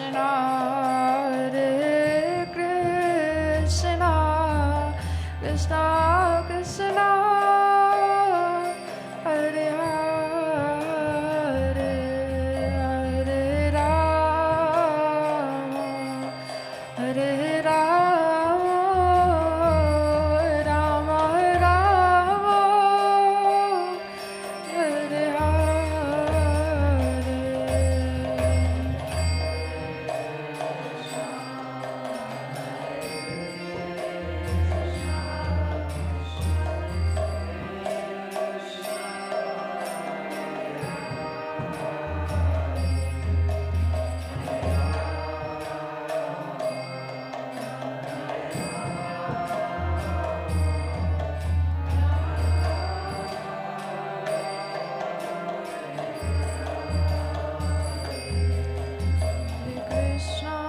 Hare Krishna, Krishna Krishna, Hare Hare, Hare Rama, Hare Rama, Rama Rama, Hare Hare.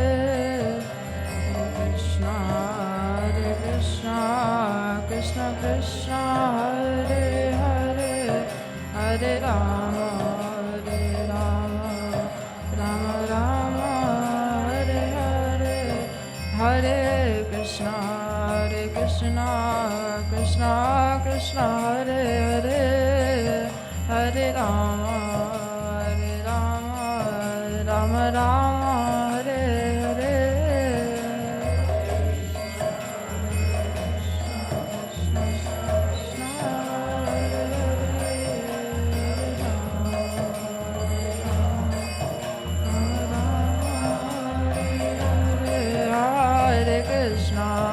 Hare Krishna, Krishna Krishna, Hare Hare, Hare Rama,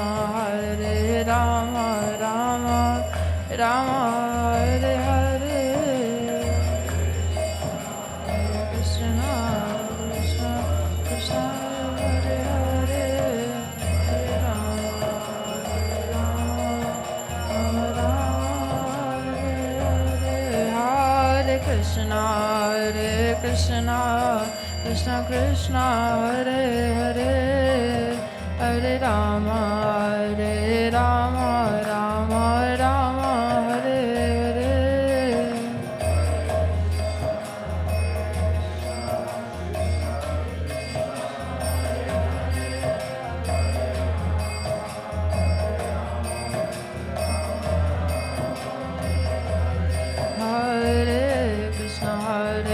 Krishna, Krishna Krishna, Hare Hare, Hare Rama, Hare Rama, Rama Rama, Hare Hare.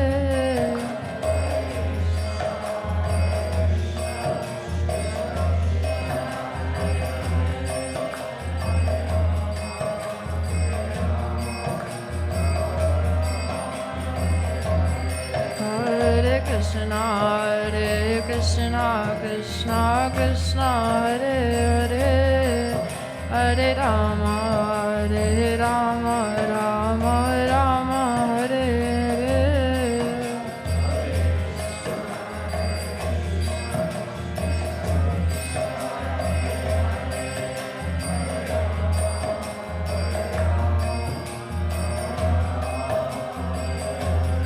Hare